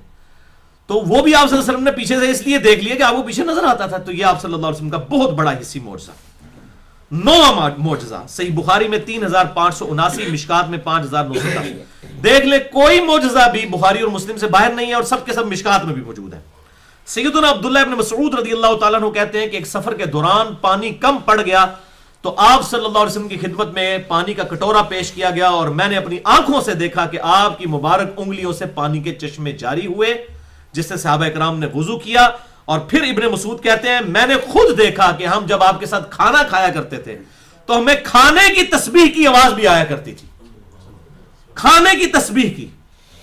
اور یہ قرآن حکیم میں آیت بھی موجود ہے، سورہ بنی اسرائیل آیت نمبر 44، اعوذ باللہ من الشیطان الرجیم، وَإِن مِّن شَيْءٍ إِلَّا يُسَبِّحُ بِحَمْدِهِ، اور کوئی بھی چیز ایسی نہیں ہے جو اللہ کی حمد کے ساتھ اس کی تسبیح بیان نہ کرتی ہو، وَلَٰكِن لَّا تَفْقَهُونَ تَسْبِيحَهُمْ، لیکن تم ان کی تسبیح کو سمجھ نہیں سکتے. جب پیغمبر موجود ہو تو اللہ تعالیٰ بسا اوقات سنوا بھی دیتا تھا. وہ کہتے ہیں ہم نے خود سنا کھانا کھاتے. آپ ذرا امیجن کریں، آپ کھانا کھا رہے ہو اور لقمہ آپ کے منہ میں جا رہا ہو، اس میں سے سبحان اللہ و بحمدی کی آواز آ رہی ہو، تو آپ کا ایمان کس لیول پہ ہوگا؟ یہی وجہ سے صحابہ کرام کا ایمان کس ایپیکس اور چوٹی پہ ہوتا تھا. انہوں نے فزیکلی اس طرح کے حصی معجزات آپ صلی اللہ علیہ وسلم کے دیکھے ہوئے تھے. 10واں حصی معجزہ صحیح بخاری میں 4101، صحیح مسلم میں 5315، مشکات میں بھی موجود ہے 5877.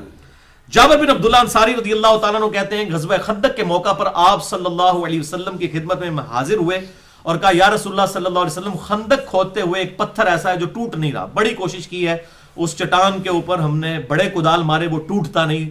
تو آپ نے فرمایا میں خود آتا ہوں. اب آپ صلی اللہ علیہ وسلم خود بنفس نفیس تشریف لائے اور صحابہ کہتے ہیں کہ ہم نے دیکھا کہ آپ صلی اللہ علیہ وسلم کے پیٹ مبارک پہ پتھر بھوک کی وجہ سے تھے بندھے ہوئے، پتھر بندھے ہوئے تھے تاکہ پیٹ کو سہارا ہو جائے. آپ صلی اللہ علیہ وسلم نے ایک کدال ماری اور وہ پوری چٹان ریت کی طرح ایسے بیٹھ گئی. یہ معجزہ ہی ہے. اور پھر وہاں پر حضرت جابر ابن عبداللہ کہتے ہیں میں نے جب حضور کی حالت دیکھی تو میں نے آپ صلی اللہ علیہ وسلم کے لیے ارادہ کیا کہ آپ کو میں کھانا کھلاؤں گھر جا کے. اور صحابہ کہتے ہیں 3 دن کا فاقہ تھا آپ صلی اللہ علیہ وسلم اور باقی اصحاب پہ، 3 دن کا فاقہ. کہتے ہیں میں اپنی بیوی کے پاس آیا، میں نے کہا کچھ ہے اناج؟ انہوں نے کہا کہ 1 سا جو ہے 2.5 کلو، صرف 2.5 کلو جو، تو میں اس کو پیس دیتی ہوں، اس کا آٹا گوندھ لیتے ہیں، ایک چھوٹا سا بکری کا بچہ بھی موجود ہے اسے ذبح کر لیتے ہیں، تو آپ صلی اللہ علیہ وسلم کے ساتھ کوئی 5-6 بندے آ جائیں تو ان کے لیے کھانا ہو جائے گا. ظاہر ہے اب 2.5 کلو اگر جو ہے وہ آٹا گوندا جائے گا اس سے کتنے لوگ کھانا کھا لیں گے، اور ایک بکری کا بچہ. اسی واقعے کو پھر آگے لوگوں نے جوڑ کے پتہ نہیں کہا کہ جی وہ حضرت جابر کے 2 بیٹے تھے، ایک نے دوسرے کو ذبح کر دیا، آپ نے بکری کا بچہ اس کو بھی زندہ کر دیا اس بچے کو. بالکل جھوٹ ہے بھائی، کوڑ مار دینے. ایسے ہی بخاری واقعہ موجود ہے 4101، صحیح مسلم 5315، مشکات 5877. جعلی باتیں خود سے ساتھ ایڈ کی ہوئی ہیں. بہرحال وہ انہوں نے آ کے آپ صلی اللہ علیہ وسلم کے کان میں کہا یا رسول اللہ صلی اللہ علیہ وسلم، وہی میں آپ کو اپنی لینگویج میں کہنا 2-4 بندے لے کے آ جاؤ، کھانے کا انتظام کیتے ہیں. اور کان میں اس لیے کہا کہ تاکہ باقی لوگوں کے لیے کوئی معاملہ ایسا نہ ہو. تو آپ صلی اللہ علیہ وسلم نے بابا سے بلند کہا بھی آج سب کی جابر کے ہاں دعوت ہے. وہ ان کا تو جناب آسان خطا ہو گیا. انہوں نے کہا میں اتنے بندوں کی میں کیسے دعوت کر سکتا ہوں؟ 1000 کے قریب بندہ، وہ تو 10 بندوں کے لیے بھی کھانا نہیں ہے.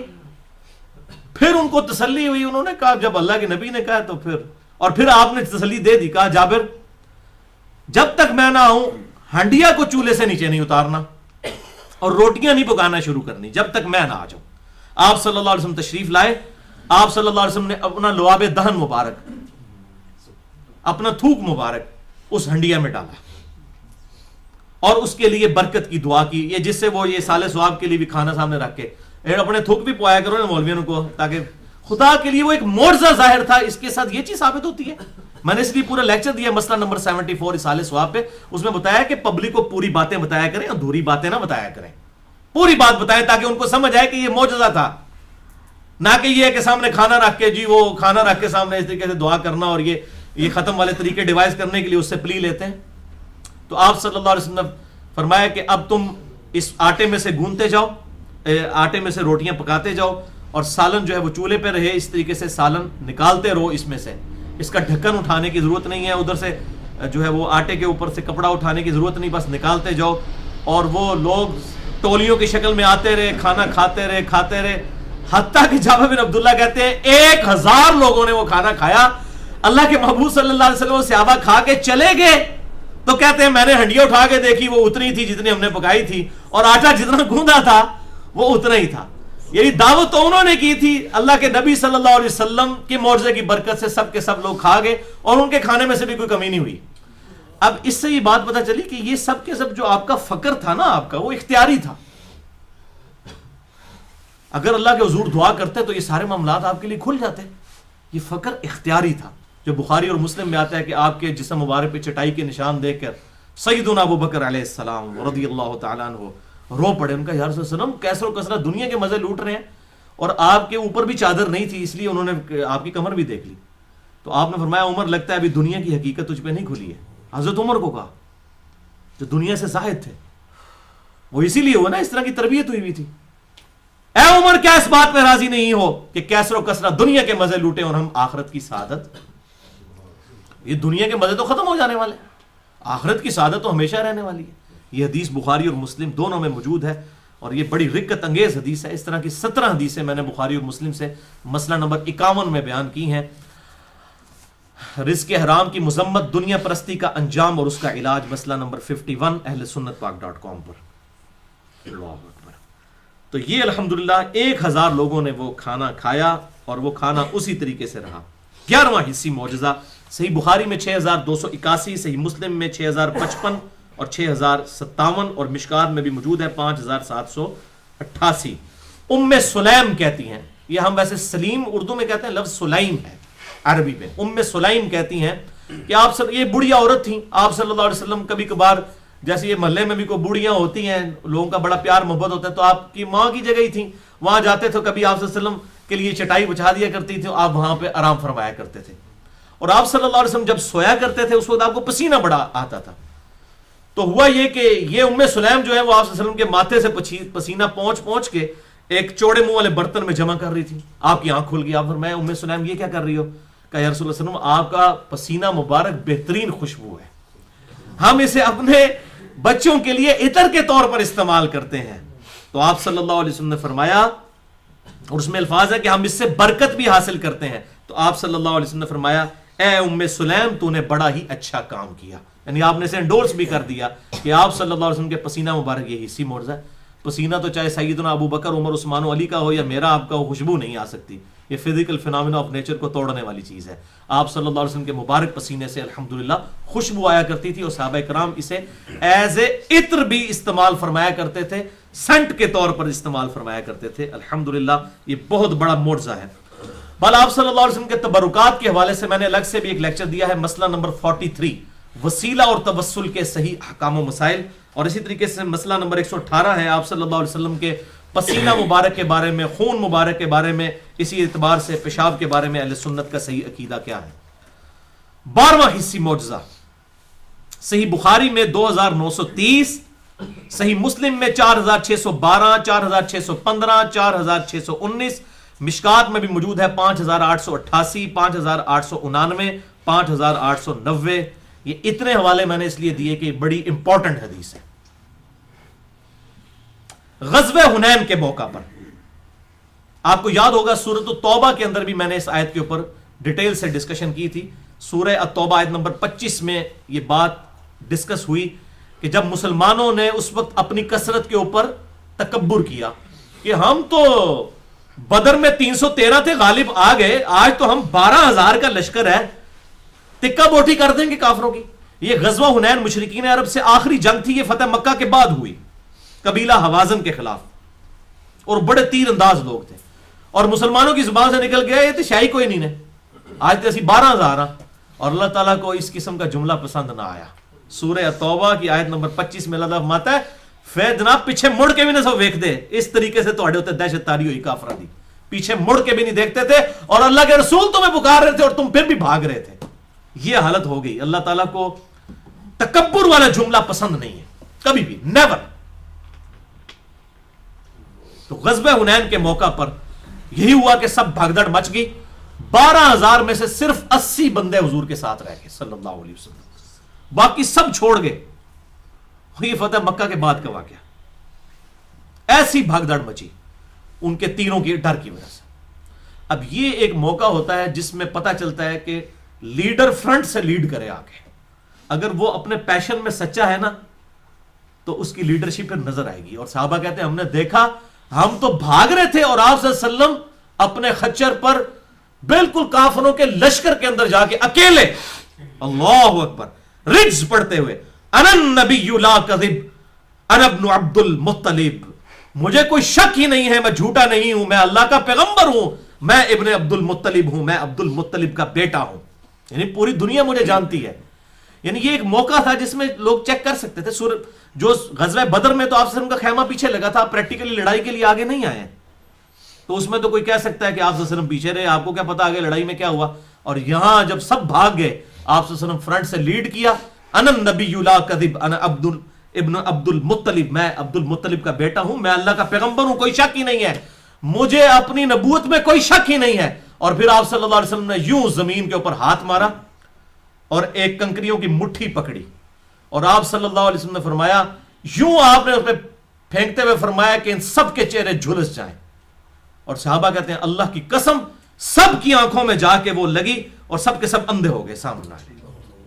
اور آپ صلی اللہ علیہ وسلم رب محمد کی قسم، اس محمد صلی اللہ علیہ وسلم کے رب کی قسم جس نے محمد صلی اللہ علیہ وسلم کو نبی برحق بنا کر بھیجا ہے، کافر شکست خوردہ ہو کر بھاگ گئے ہیں. اور واقعی وہ پھر بھاگ گئے، ان کا زور ٹوٹ گیا. یہ آپ صلی اللہ علیہ وسلم کا معجزہ الحمدللہ اشارتاً اللہ تعالیٰ نے اس کا ذکر قرآن میں بھی کیا ہے. سورۃ الانفال کی آیت نمبر 17 میں وَمَا رَمَيْتَ إِذْ رَمَيْتَ وَلَٰكِنَّ اللَّهَ رَمَىٰ وَمَا رَمَيْتَ إِذْ رَمَيْتَ وَلَٰكِنَّ اللَّهَ رَمَىٰ. اور اے محبوب صلی اللہ علیہ وسلم جب آپ نے وہ مٹھی پھینکی تھی نا کافروں کی طرف، وہ آپ نے نہیں پھینکی تھی، وہ تو اللہ نے پھینکی تھی جبکہ آپ نے پھینکی تھی. اللہ یعنی وہ اللہ کا معجزہ ظاہر ہوا کہ آپ صلی اللہ علیہ وسلم کے مبارک ہاتھوں نے وہ جو کنکریوں کی مٹھی پھینکی کافروں پر، اللہ تعالیٰ نے فرمایا یہ ہم نے پھینکی تھی، جو آپ نے پھینکی یہ ہمارے ڈیوائن ڈیسیژن اس کے پیچھے تھا.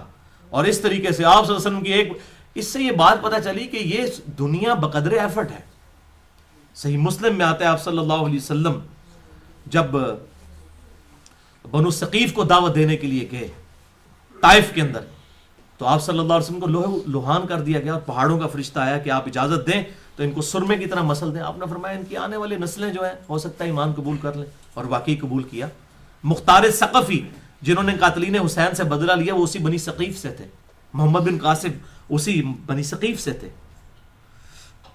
تو آپ صلی اللہ علیہ وسلم دعا فرماتے کچھ بھی ہو سکتا تھا، لیکن اللہ تعالیٰ نے دنیا بقدر ایفرٹ رکھی. یا آپ کو ارن کرنا پڑے گا، تکلیف سے گزرنا پڑے گا، تب جا کے کوئی آؤٹ پٹ نظر آئے گی. اس حوالے سے اب بھائیو یہ تو 12 معجزات ہو گئے. اب آخری 5 معجزات جو ہیں وہ اسپیشل پروفیسی سے ریلیٹڈ ہیں، اور اس میں جو آخری ہے اس کو میں نے تھوڑا سا ڈیٹیل سے بھی ڈسکس کرنا ہے.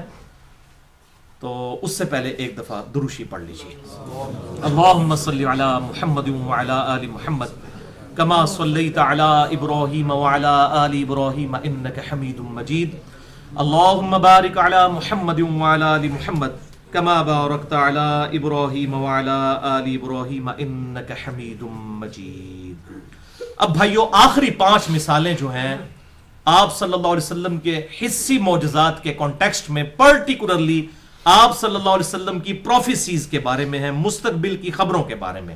آپ صلی اللہ علیہ وسلم کی پیشن گوئیوں کے بارے میں، جو ظاہر ہے امپاسبل ہے، کسی بھی سائنس کی فیلڈ کے بندے سے بھی آپ پوچھ سکتے ہیں، اس قسم کی پریڈکشن نہیں کی جا سکتی جو آپ صلی اللہ علیہ وسلم کے ذریعے اللہ تعالیٰ نے ظاہر فرمائی، اور وہ پھر منوان اس طریقے سے پوری ہوئی. اس پہ ایک بڑی ڈیٹیل سے کتاب بھی آپ کو مل جائے گی جو اس امت میں آج سے 1000 سال قبل لکھی گئی، اور 5ویں صدی ہجری کے اندر بہت بڑے اہل سنت کے محدث اور امام حاکم کے شاگرد ہیں، امام ابو بکر احمد بن علی بن حسین البیہقی المتوفی 458 ہجری، جنہوں نے 3286 احادیث کا مجموعہ دلائل النبوہ، امام بہیقی کی یہ کتاب دلائل النبوہ، یہ کتاب ہے جس کے اندر اس قسم کی آپ کو احادیث اور آثار آپ صلی اللہ علیہ وسلم کی پروفیسیز کے حوالے سے، معجزات کے حوالے سے بھی مل جائیں گے، اور صحابہ کرام کی کرامات بھی اس کے اندر الحمدللہ موجود ہیں، جو کہ کنٹینیوشن ہے آپ صلی اللہ علیہ وسلم کے معجزات کا. تو اس میں سے میں نے یہ 5 مثالیں اب سلیکٹ کی ہیں، 12 ہم سن چکے، یہ 5 یہ 17 ہو جائیں گی اب ٹوٹل. یہ دلائل النبوہ کتاب آپ کو اردو میں بھی 6 جلدوں میں PDF اس کا نیٹ پہ آسانی سے مل جائے گا، اور خریدنی ہو تو تب بھی آپ کو انشاءاللہ یہ مل جائے گی. ضعیف حدیثیں بھی ہیں، صحیح حدیثیں بھی اس کے اندر موجود ہیں. تو 13واں غیبی خبر والا معجزہ حسی، وہ ہے صحیح مسلم میں 7222، مشکات میں 5938. یہ دیکھ لیں سب کے سب معجزات مشکات میں ضرور موجود ہے، اسی لیے میں کہتا ہوں مشکات از دا انسائکلوپیڈیا آف حدیث.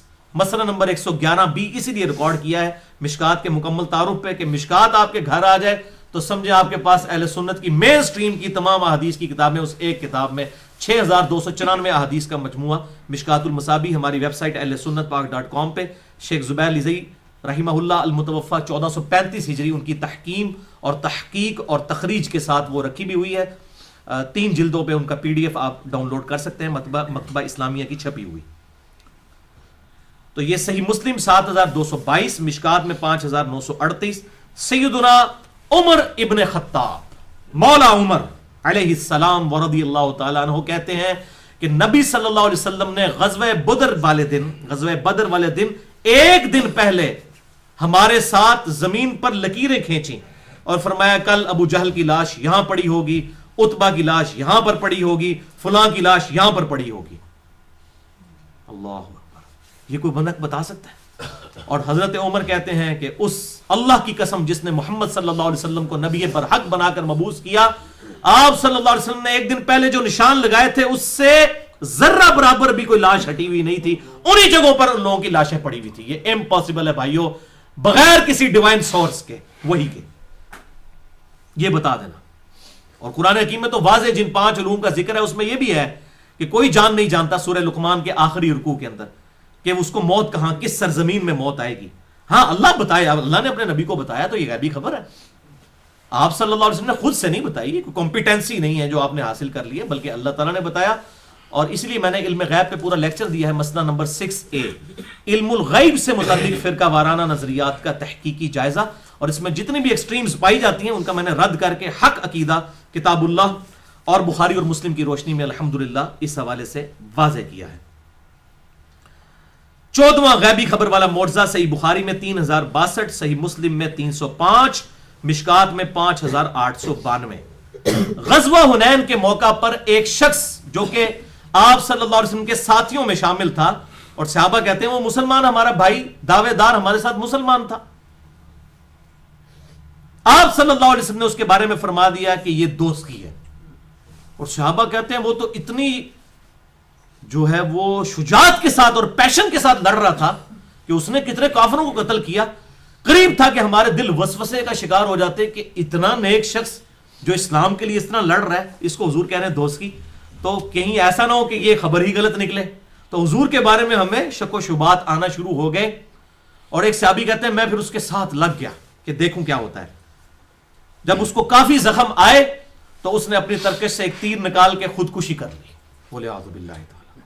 وہ صحابی وہاں سے نعرہ مارتے ہوئے آئے صدق یا رسول اللہ، یا رسول اللہ آپ نے سچ کہا تھا، اس نے تو خودکشی کر لی ہے.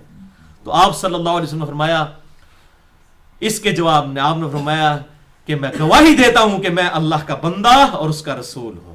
یعنی یہ اللہ نے مجھے خبر دی تھی، یہ میرے رسول ہونے کی گواہی ہے کہ میں نے اتنی بڑی پریڈکشن کر دی ہے کہ ایک بندہ جس کے بارے میں کسی نے سوچا بھی نہیں تھا اور آپ صلی اللہ علیہ وسلم نے یہ دوست کی ہے, خودکشی کر کے مرا. اور پھر آپ صلی اللہ علیہ وسلم نے فرمایا اے بلال اٹھ اور اعلان کر دے, نمبر 1 جنت میں صرف مؤمن ہی جا سکتا ہے, اور نمبر 2 بے شک اللہ تعالیٰ بعض اوقات کسی فاسق سے بھی دین کا کام لے لیتا ہے. یعنی بسا اوقات بڑے بڑے, جیسے یہاں ہمارے ملک کے اندر ذوالفقار علی بھٹو, اگر اس کا ہم دنیاوی کریکٹر کنسیڈر کریں تو ظاہر بہت برا تھا, لیکن اس سے ایک اللہ نے اتنا بڑا کام لیا کہ وہ وقت کا جو دجال تھا غلام احمد قادیانی, اور اس کا وہ سارے کا سارا ڈھکوسلا اتنے عرصے سے چل رہا تھا, بہرحال یہ سہرا اس کے سر پہ سجتا ہے کہ اس کے دور کے اندر کافر قرار دیا گیا. اور یہ اس وقت تو سب پوری دنیا جو ہے اس حوالے سے اتنی دلیر نہیں تھی, جو کہ پھر پاکستان کی گورنمنٹ نے ڈیسیژن لیا تو پھر سعودی عرب نے اور باقی ملکوں میں بھی قادیانیوں کے لیے کفر والا معاملہ ہوا. سب سے پہلا انیشیٹو جو ہے وہ پاکستانیوں نے لیا. تو اللہ تعالیٰ بسا اوقات کسی فاسق سے بھی دین کا کام لے لیتا ہے, یہ آپ صلی اللہ علیہ وسلم نے ارشاد فرمایا. 15ویں غیبی خبر والا معجزہ صحیح بخاری میں 7109, مشکات میں 6144, سیدنا حسن ابن علی علیہ السلام ورضی اللہ تعالی عنہ, ان کو آپ صلی اللہ علیہ وسلم نے گود میں اٹھایا ہوا ہے. کبھی آپ ان کی طرف دیکھتے ہیں, کبھی پبلک کی طرف, اور فرماتے ہیں میرا یہ بیٹا سید ہے, اس کی وجہ سے مسلمانوں کے 2 گروہوں میں اللہ تعالیٰ صلح فرما دے گا. یعنی ایک حضرت علی بن ابی طالب خلیفہ راشد کا گروہ, اور دوسرا حضرت معاویہ بن ابی سفیان جنہوں نے ان کے خلاف بغاوت کی, ان کا گروہ. ان 2 گروہوں کے درمیان اللہ تعالیٰ صلح کروا دے گا. لیکن آپ نے فرمایا کیا ہے, میرا یہ بیٹا سید ہے, اس کی وجہ سے, یعنی یہ قربانی دے گا, اس کی وجہ سے صلح ہوئی نا. انہوں نے اپنی پوسٹ چھوڑی, ان کو تو جو ہے وہ صحابہ کرام نے سیدنا علی کی وفات کے بعد, شہادت کے بعد صحابہ کرام نے ان کو خلیفہ چن لیا تھا. حضرت علی نے نہیں چنا, میں نے وہ 72 حدیثوں میں لکھ دیا ہے. حضرت علی نے کہا کہ رسول اللہ صلی اللہ علیہ وسلم نے بھی ہمیں بغیر خلیفہ کے چھوڑا تھا, اور ہم نے اپنا خلیفہ خود چنا تھا, تم بھی اسی طرح تیار ہو میرے بعد, میں اپنا خلیفہ کسی کو نامزد نہیں کروں گا. مسند ابی یعلا میں موجود ہے, مجموع الزوائد میں موجود ہے, اور مسند بزار میں موجود ہے. میں نے وہ 72 جو احادیث جمع کی ہیں, واقعہ کربلا کا حقیقی پس منظر 72 صحیح الاسناد احادیث کی روشنی میں, جس میں تقریباً 150 کے قریب روایتیں موجود ہیں, اہل سنت پاک.com پہ ریسرچ پیپر نمبر 5B, اس میں میں نے وہ روایتیں الحمدللہ ڈالی ہوئی ہیں. اب یہ دیکھیں سیدنا حسن رضی اللہ تعالیٰ عنہ, یعنی اس وقت سے تقریباً یہ 30-35 سال بعد واقعہ ہونا تھا, 41 ہجری کے اندر, اور آپ نے پہلے ہی فرما دیا کہ اس کی وجہ سے یہ ہوگا. یعنی یہ 30 سال تو بچہ مرنے والا نہیں, کم از کم 30-35 سال. یہ بہت بڑی پریڈکشن ہے, کوئی کسی کے بارے میں نہیں کر سکتا. غیبی خبر ہے, یہ معجزہ ہے, عقل کو عاجز کر دینے والی چیز ہے, آیتن ہے, اللہ کی نشانی ہے, اور سائن ہے اللہ تعالیٰ کا. 16واں غیبی خبر والا معجزہ صحیح بخاری میں 2812, صحیح مسلم 7320, مشکات میں 5878. غزوہ خندق کے موقع پر, اور ایک جگہ آتا ہے کہ مسجد نبوی کی تعمیر کے موقع پر آپ صلی اللہ علیہ وسلم نے حضرت عمار ابن یاسر کے مبارک چہرے سے مٹی اپنے مبارک ہاتھوں سے صاف کی.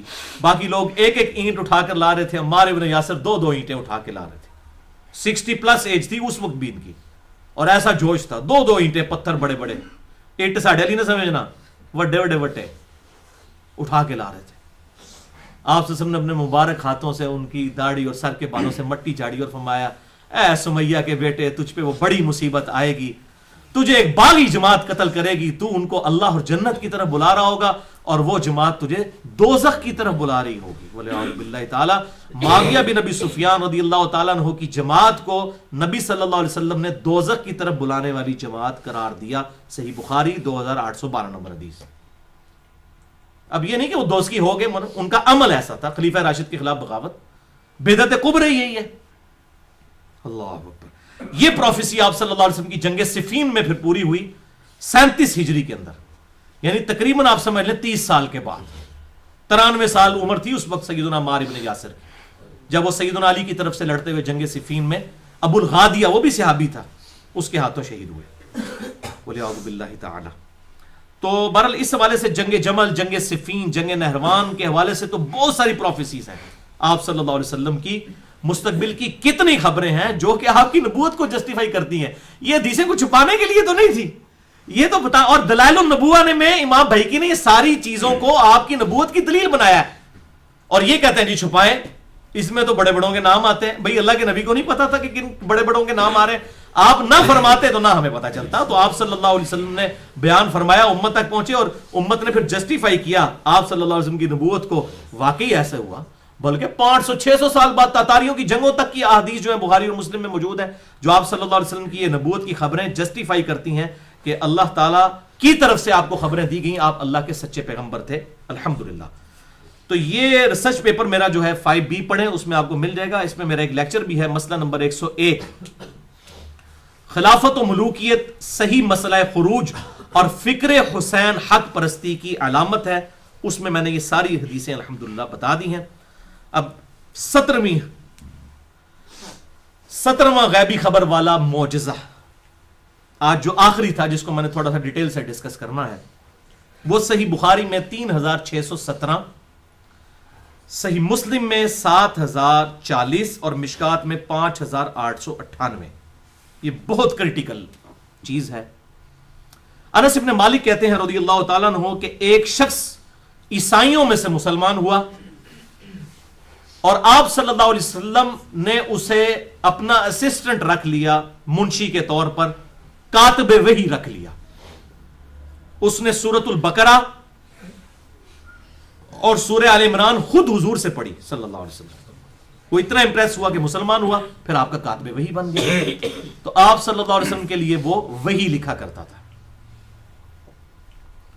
پھر اس پہ تقدیر غالب آئی, کچھ عرصے بعد وہ شخص مرتد ہو گیا اور کرسچن سے جا ملا, اور وہاں جا کے اس نے کہنا شروع کر دیا کہ محمد صلی اللہ علیہ وسلم تو نعوذ باللہ ان کو تو کچھ پتہ نہیں ہے, جو میں لکھ دیتا ہوں نا یہ وہی مسلمان سمجھ رہے ہوتے ہیں. وَلِعَاذُ بِاللَّهِ تَعَالَى. ظاہر آپ امی تو تھے, اس میں تو کوئی شک نہیں ہے, لیکن آپ صلی اللہ علیہ وسلم جب وہی لکھواتے تھے پھر وہاں سے پڑھواتے تھے, پھر اس کو خود جو ہے وہ اتھینٹیکیٹ کرتے تھے. کوئی ایک بندہ تو نہیں ہوتا تھا, پبلکلی ایسا ہوتا تھا. اور یہ آپ کا معجزہ تھا. میں نے پچھلی دفعہ اس کو ڈیٹیل سے ڈسکس کیا کہ آپ کا امی ہونا یہ اللہ تعالیٰ کی طرف سے خاص معجزہ ہے, جس کا ذکر قرآن میں بھی موجود ہے سورۃ العنکبوت میں, کہ اگر اس قرآن کے نزول سے پہلے نہ تو آپ کتاب میں سے کوئی چیز پڑھ سکتے تھے نہ لکھ سکتے تھے, ورنہ کافروں کو شک میں ڈال دیتی کہ یہ کتاب آپ نے خود لکھ لی ہے. تو آپ صلی اللہ علیہ وسلم کی شایان شان ہی نہیں تھا, آپ لکھنا پڑھنا نہیں جانتے تھے. یہ بہت بڑا معجزہ ہے. پھر ایسا کلام لے کے آئے کہ بڑے بڑے شعراء نے اپنے کلام پھاڑ دیے. تو یہ اس کو جسٹیفائی کرتا ہے کہ اس کا سورس ڈیوائن ہے. اور پھر آج جس طریقے سے یہ حقیقت کھلی ہے, سنریہم آیاتنا فی الآفاق وفی انفسہم حتی یتبین لہم انہ الحق. ان قریب ہم زمین و آسمان میں ان کی جانوں میں ایسی نشانیاں دکھائیں گے, یہ لوگ چیخ اٹھیں گے قرآن اللہ کا کلام ہے. آج دیکھ لیں سائنس اپنے عروج پہ ہے, ایک آیت بھی قرآن کی ایسی نہیں ہے جو اسٹیبلش سائنس کے خلاف ہو. یہ ہمارا چیلنج ہے. اسٹیبلش سائنس کی بات کر رہا ہوں, ہائپوتھیسس کی, تھیوریز کی بات نہیں کر رہا. یہی وجہ ہے کہ لوگ تیزی کے ساتھ مسلمان ہو رہے ہیں. باقی مسلمانوں کا کردار اس قابل نہیں کہ لوگ اس سے امپریس ہو کے اسلام کی طرف آ رہے ہیں. یہ قرآن ہے جو الحمدللہ اس حوالے سے آپ صلی اللہ علیہ وسلم کا زندہ معجزہ ہے, قیامت تک کے لیے واحد معجزہ ہے دعوی نبوت کے اعتبار سے الحمدللہ. تو اس نے یہ بات کرنی شروع کی کہ جو میں لکھ دیتا ہوں وہی ہوتی ہے. اسی دوران وہ مر گیا. آپ صلی اللہ علیہ وسلم نے فرمایا کہ زمین اسے قبول نہیں کرے گی. اللہ اکبر, بہت بڑی پروفیسی تھی. اس کے ساتھیوں نے اسے زمین میں دفنایا, صبح لاش باہر پڑی گئی. پھر انہوں نے کہا یہ ہو سکتا ہے حضور کے صحابہ نے بدلہ اتارا ہو, اس کی لاش باہر نکالی ہو, حالانکہ ان کی تو یہ تربیت ہی نہیں ہوئی تھی. انہوں نے کافی گہری قبر کھودی اور اس کو دوبارہ دفنایا. صبح اٹھے پھر لاش باہر پڑی ہوئی تھی.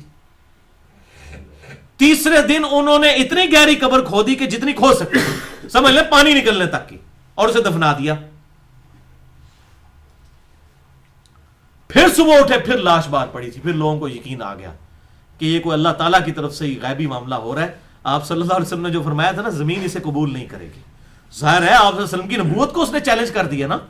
کاتب وحی تھا, کوئی عام کاتب وحی بھی نہیں جس نے سورہ البقرہ اور سورہ آل عمران آپ صلی اللہ علیہ وسلم نے خود پڑھی ہوئی تھی. تو وہ مرتد ہو گیا. تو اس حوالے سے میں اب تھوڑی سی ڈیٹیل گفتگو کرنا چاہتا ہوں کہ بھائیو یہ بڑا ڈر جانے کا مقام ہے. ہمیں اللہ تعالیٰ سے دعا کرنی چاہیے. اللہ تعالیٰ بڑا بے پرواہ ہے.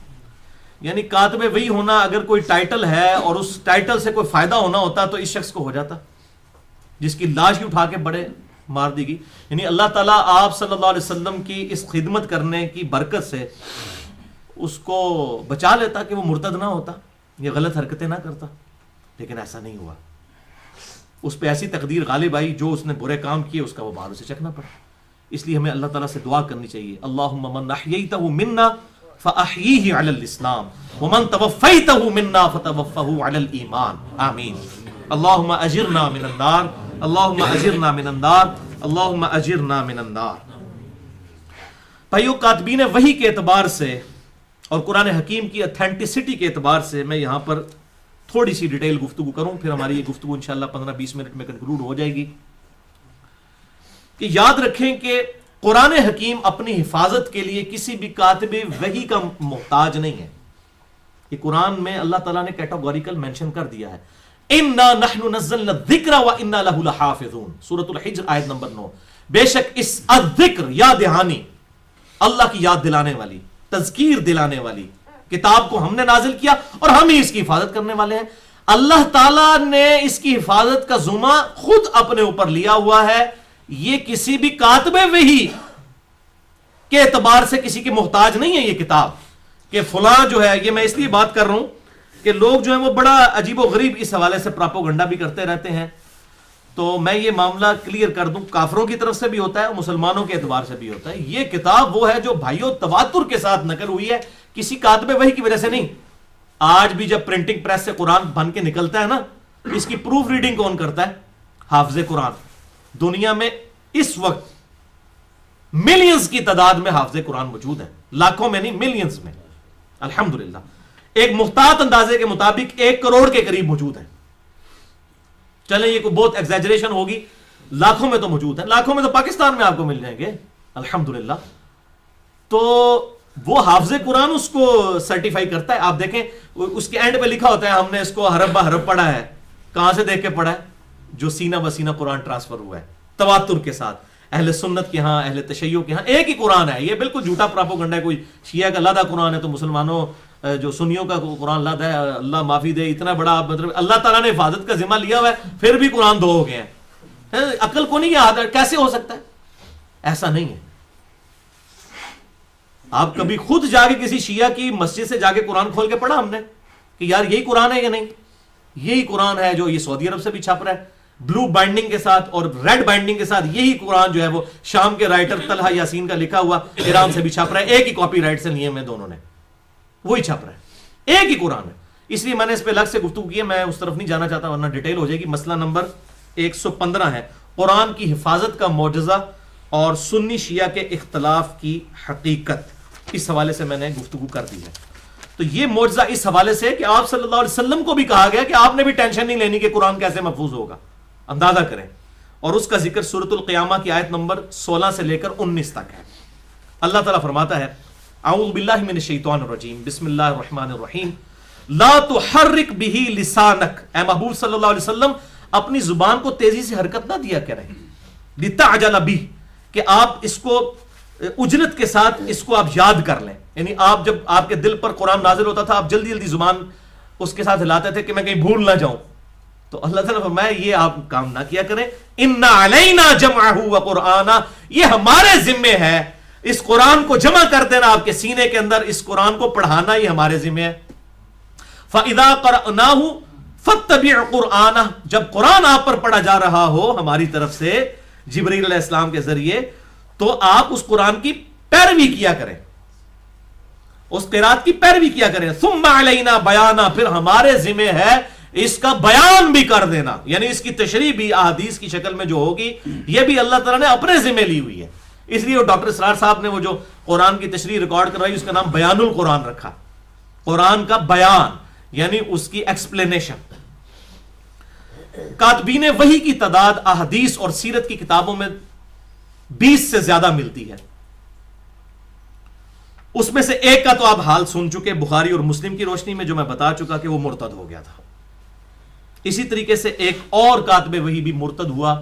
سنن نسائی میں 4072 اور 4074 نمبر حدیث میں عبداللہ بن سعد ابی سرا جو حضرت عثمان کا رشتہ دار تھا، جس میں میں نے پورا لیکچر بھی ریکارڈ کروا دیا مسئلہ نمبر 116 بی کے عنوان سے.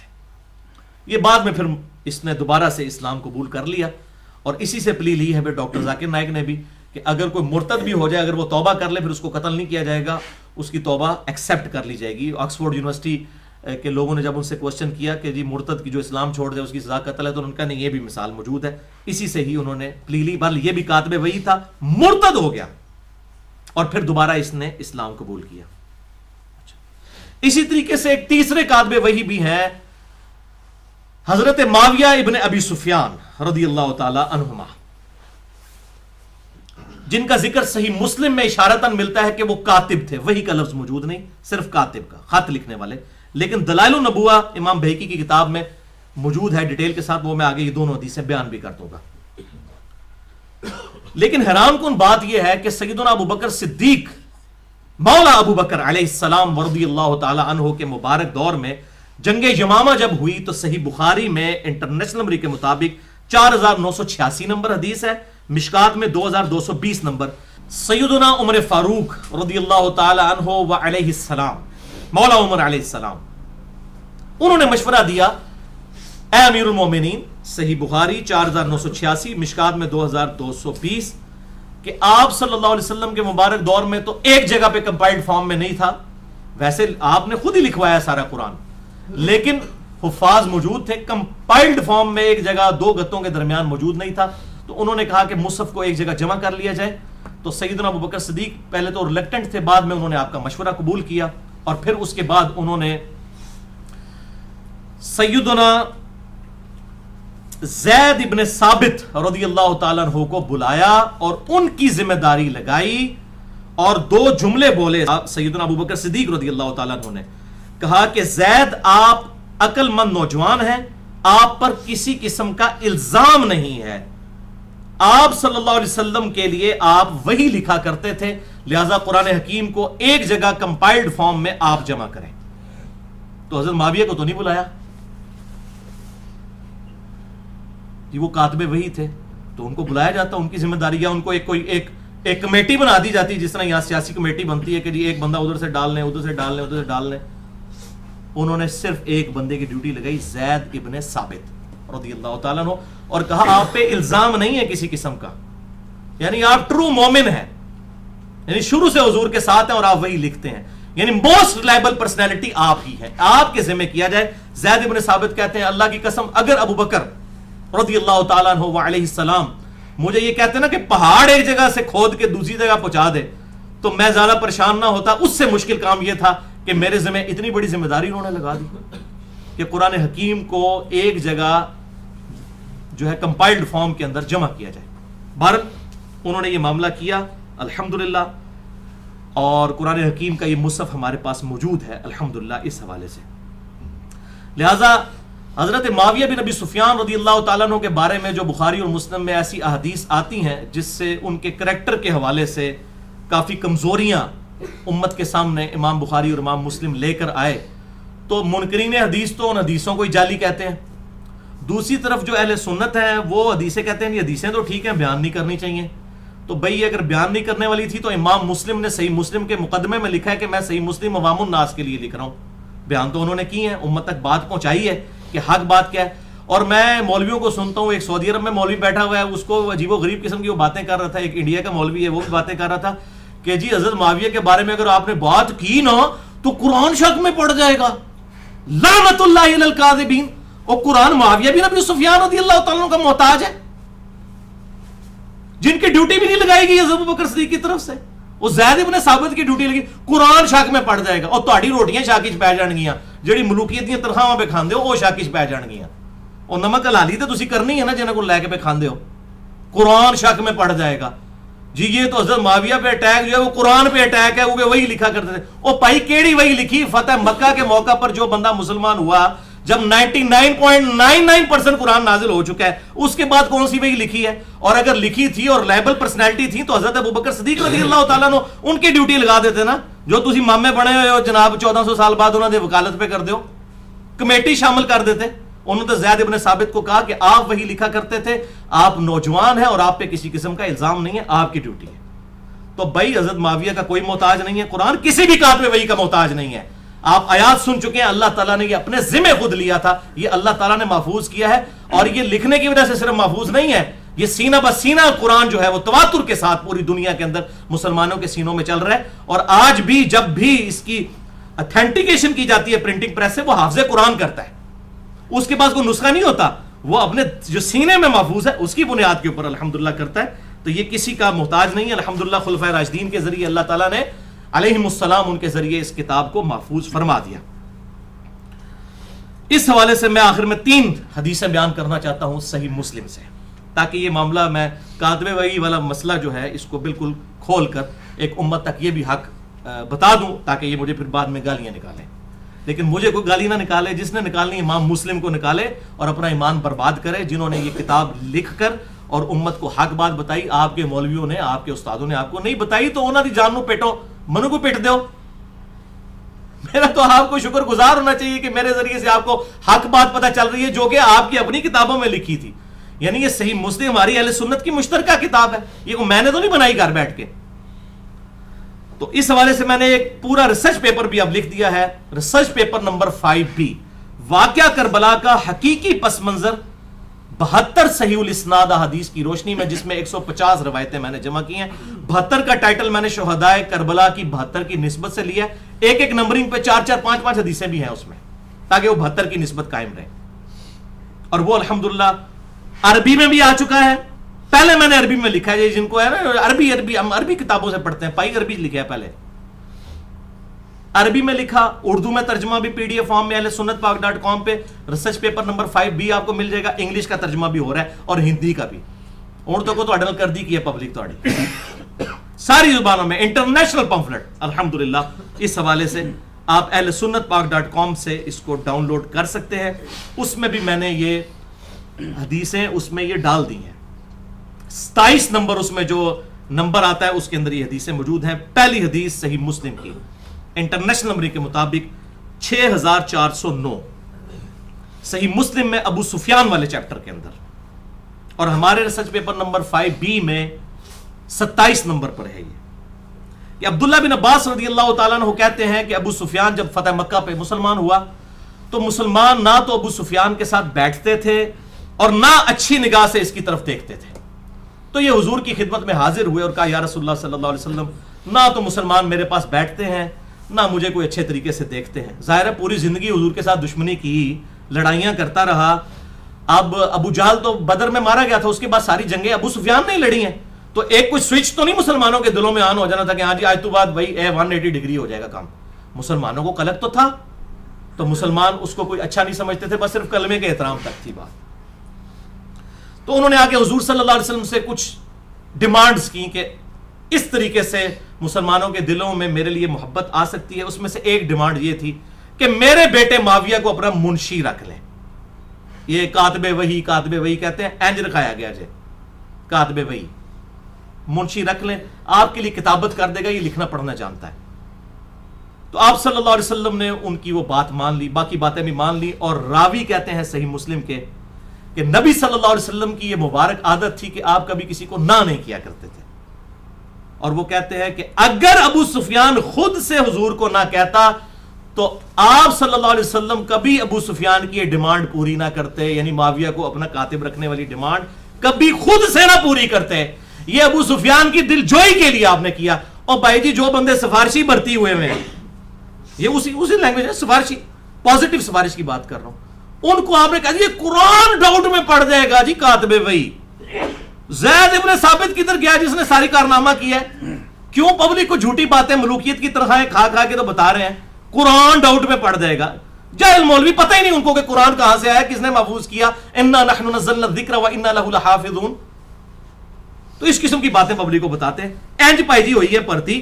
اب آپ دیکھیں گے اس کے بعد کیا ہوا. یہ بھی صحیح مسلم میں دوسری حدیث 6628, اور ہمارے ریسرچ پیپر نمبر 5B پہ 27 نمبر پہ, اسی نمبرنگ پہ میں نے اکٹھی ڈالی ہے تاکہ پتہ چلے کہ یہ کاتب وحی کی بھرتی کیسے ہوئی ہے.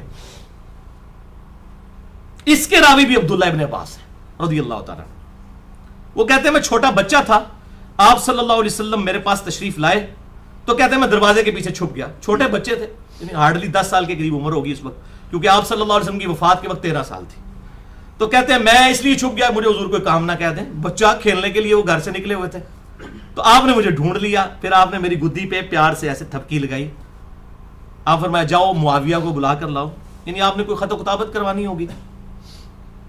تو وہ گئے حضرت معاویہ کو بلانے کے لیے، اور واپس آ کے انہوں نے کہا کہ یا رسول اللہ صلی اللہ علیہ وسلم وہ تو کھانا کھا رہے ہیں۔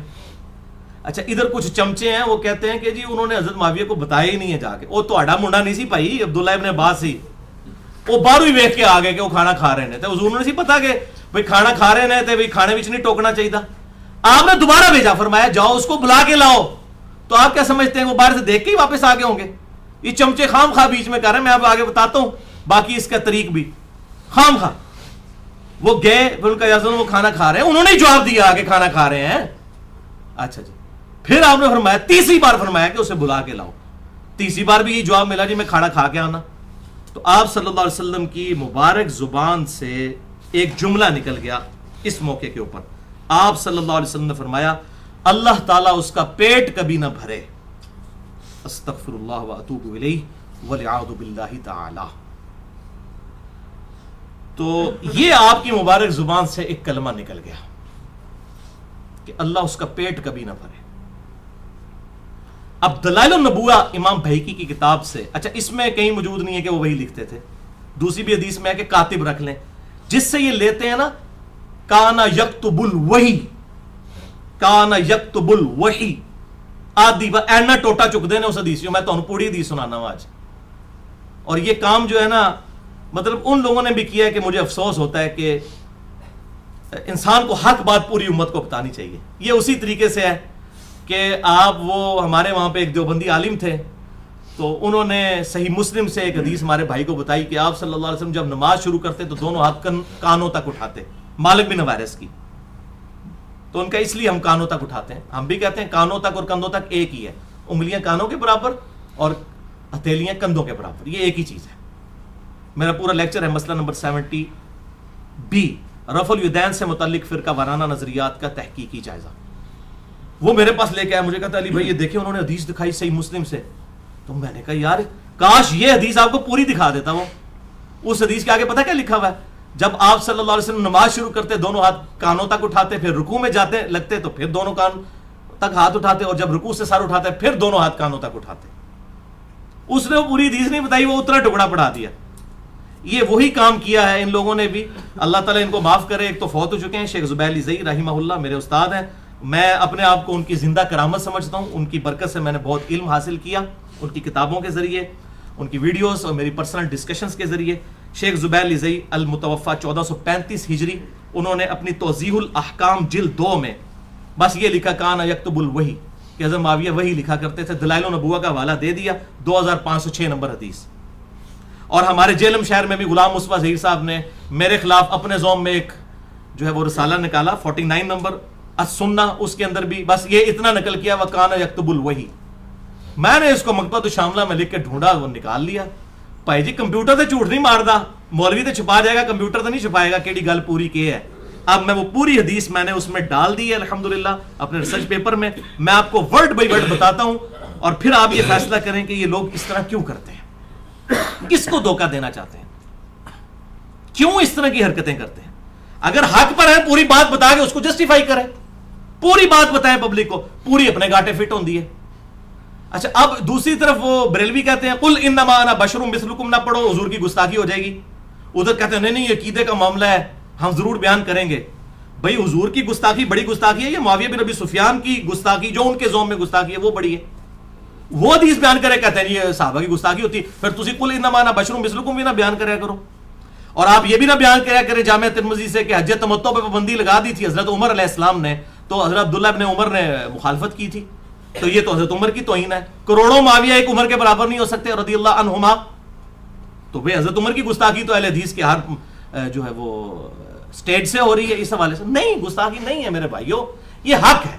حق کو واضح کرنے کے لیے ظاہر ساری باتیں ہوں گی۔ قرآن میں تو حضرت یوسف علیہ السلام کے بھائی 2 نبیوں کے صحابی ہیں، حضرت یعقوب کے بھی، حضرت یوسف علیہ السلام کے، ان کی غلطیاں بیان ہوئی۔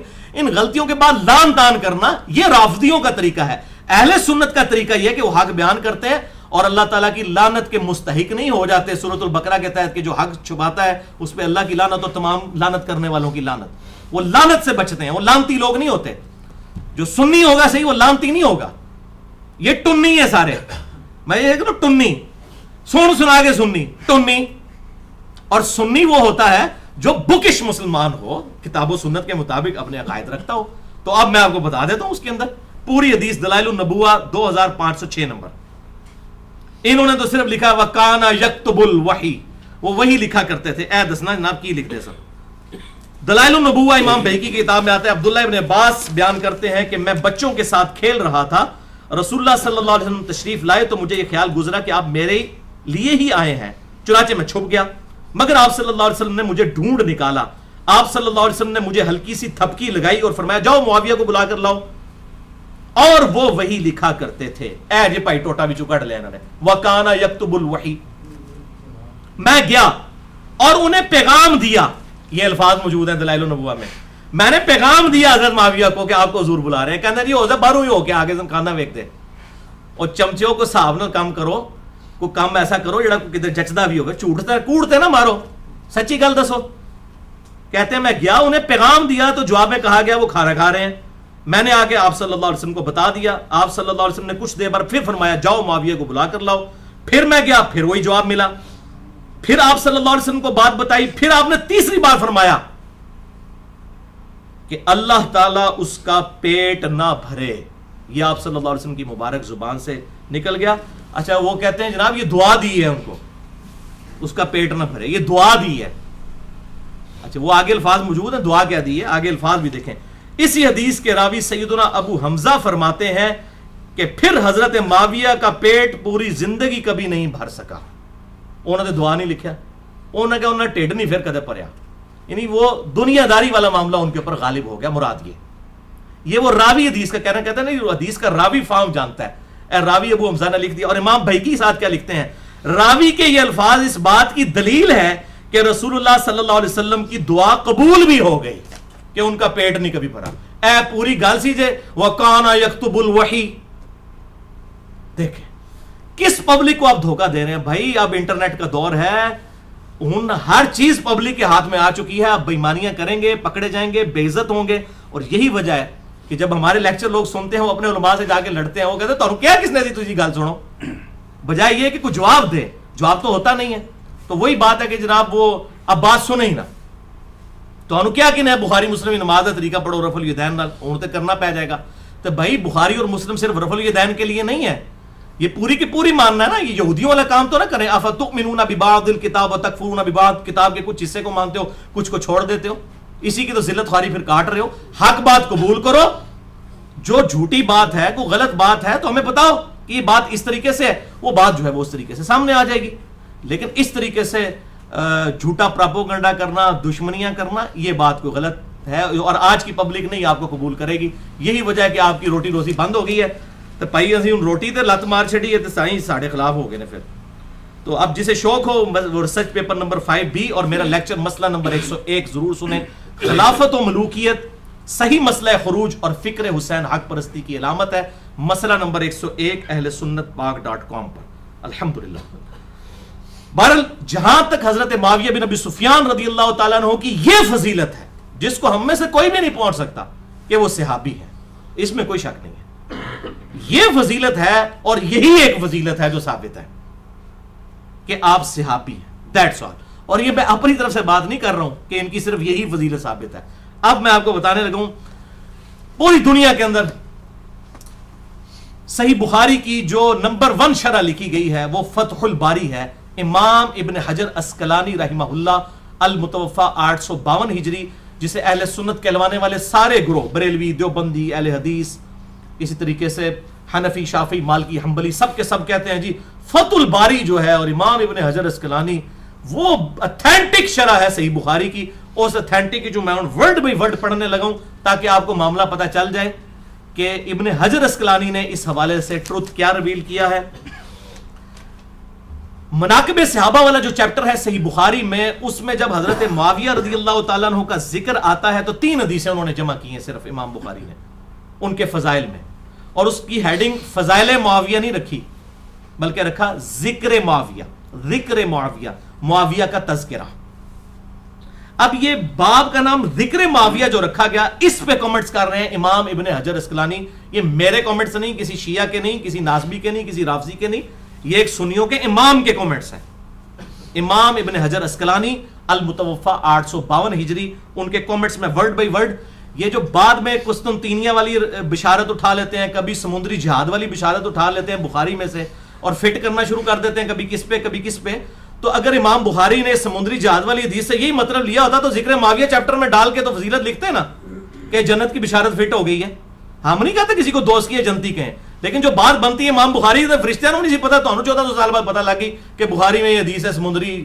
میں آپ کو جنت کی بشارت ابھی دلوا دیتا ہوں. صحیح مسلم میں حدیث ہے انٹرنیشنل نمبر کے مطابق 553 نمبر کہ جس شخص نے پورے خشوع وضو کے ساتھ وضو کیا اور اس کے بعد 2 رکعتیں پڑھ لیں تحیۃ الوضو کی توجہ کے ساتھ، اس پہ جنت واجب ہو جائے گی. لو ہاں، کوئی قسطنطنیہ کوئی سمندری جہاد کی ضرورت نہیں تانوں، اس بعد جو مرضی کرتے رہو. اس طرح نہیں ہوتا، اور نہ امام بخاری نے اس کو اس چیپٹر میں ڈالا ہے. اب میں زیادہ ڈیٹیل میں نہیں جانا چاہتا، عقل مندوں کے لیے اتنا ہی اشارہ کافی ہے. امام ابن حجر اسقلانی کے کامنٹس صحیح بخاری فتح الباری میں اس باب ذکر معاویہ والی جو حدیث آئی ہے 3766 نمبر صحیح بخاری میں 3766، اس کے تحت ابن حجر اسقلانی کے کامنٹ سنے تے گالاں کٹ رہی ہیں تے ابن حجر نو کڈو، منو نہ کڈنا، میرا کوئی قصور نہیں جے. چور نہ مارو، چور دی ماں نو مارو. امام ابن حجر اسقلانی لکھتے ہیں امام بخاری رحمۃ اللہ علیہ نے یہاں صحیح بخاری میں حضرت معاویہ رضی اللہ تعالیٰ عنہ سے متعلق باب کے عنوان میں صرف لفظ ذکر معاویہ بیان کیا اور فضیلت یا منقبت جیسے الفاظ استعمال نہیں کیے، یعنی فضائل معاویہ نہیں لکھا، کیونکہ اس حدیث سے کوئی فضیلت معلوم ہی نہیں ہوتی. وہ حدیث کیا تھی کہ حضرت معاویہ ایک وتر پڑھا کرتے تھے. تو ابن عباس کو آ کے شکایت کی گئی کہ یہ تو ایک ہی وتر پڑھتے ہیں. تو انہیں شکایت کی گئی کہ وہ ایک ہی وتر پڑھتے ہیں. شکایت تو انہوں نے کہا وہ صحابی ہیں، ان کو چھوڑ دو، فقیہ ہیں وہ، اگر یہ کام کر رہے ہیں تو ان کے اوپر کوئی یہ ہے جناب. اس میں سے انہوں نے لکھا ہے کہ فقیہ اور صحابی ہم مانتے ہیں الحمدللہ، عقلمند صحابی تھے، بہت عقلمند تھے، ہم مانتے ہیں، اس میں کوئی شک نہیں ہے. تو یہ فضیلت نکلی ہے، اور اس حدیث کے تحت یہ سارے کامنٹس چل رہے ہیں ابن حجر اسقلانی کے. تو وہ کہتے ہیں کہ امام بخاری نے لفظ فضیلت یا منقبت جیسے الفاظ ذکر نہیں کیے کیونکہ اس حدیث سے کوئی فضیلت معلوم ہی نہیں ہوتی. یہ ابن حجر لکھ رہے ہیں، میں نے نہیں. البتہ ابن عباس کا حضرت معاویہ کے لیے فقیہ اور صحابیت کا بیان کرنا بطور فضیلت کافی ہے. تاہم امام ابن ابی عاصم رحمہ اللہ نے حضرت معاویہ کے مناقب میں ایک رسالہ لکھا ہے. اسی طرح کا کام ابو عمر غلام نے بھی کیا اور ابو بکر نقاش نے بھی کیا. اور امام ابن جوزی المتوفا 597 ہجری، جنہوں نے جزید کے خلاف کتاب بھی لکھی ہے، محدث ابن جوزی، انہوں نے من گھڑت احادیث کی نشاندہی کرنے والی ان کی مشہور کتاب الموضوعات میں بھی کچھ روایتیں ذکر کی ہیں. کتنے کتنی نے؟ الموضوعات. یہ انگوٹھے چومنے والی حدیث بھی الموضوعات میں ہے. وہ ہم بریلویوں سے والا مانے، وہ کہتے ہیں موضوعات شریف. موضوع کہتے ہیں گھڑی ہوئی حدیث. اے بھی یہ حضرت معاویہ دی بڑی فضیلتاں آئی ہیں نا، موضوعات شریف اس نے گھڑی ہوئی حدیث ہیں. یہ ابن جوزی لکھتے ہیں موضوعات شریف، یہ موضوعات بھی شریف ہو گیا. میں بھی کچھ روایتیں ذکر کر کے امام اسحاق بن راہوی المتوفا 238 ہجری، جو امام بخاری کے استاد ہیں، ان کا قول ابن جوزی نے نقل کیا کہ حضرت معاویہ کی فضیلت میں صحابیت کے سوا کوئی بھی چیز ثابت نہیں ہے.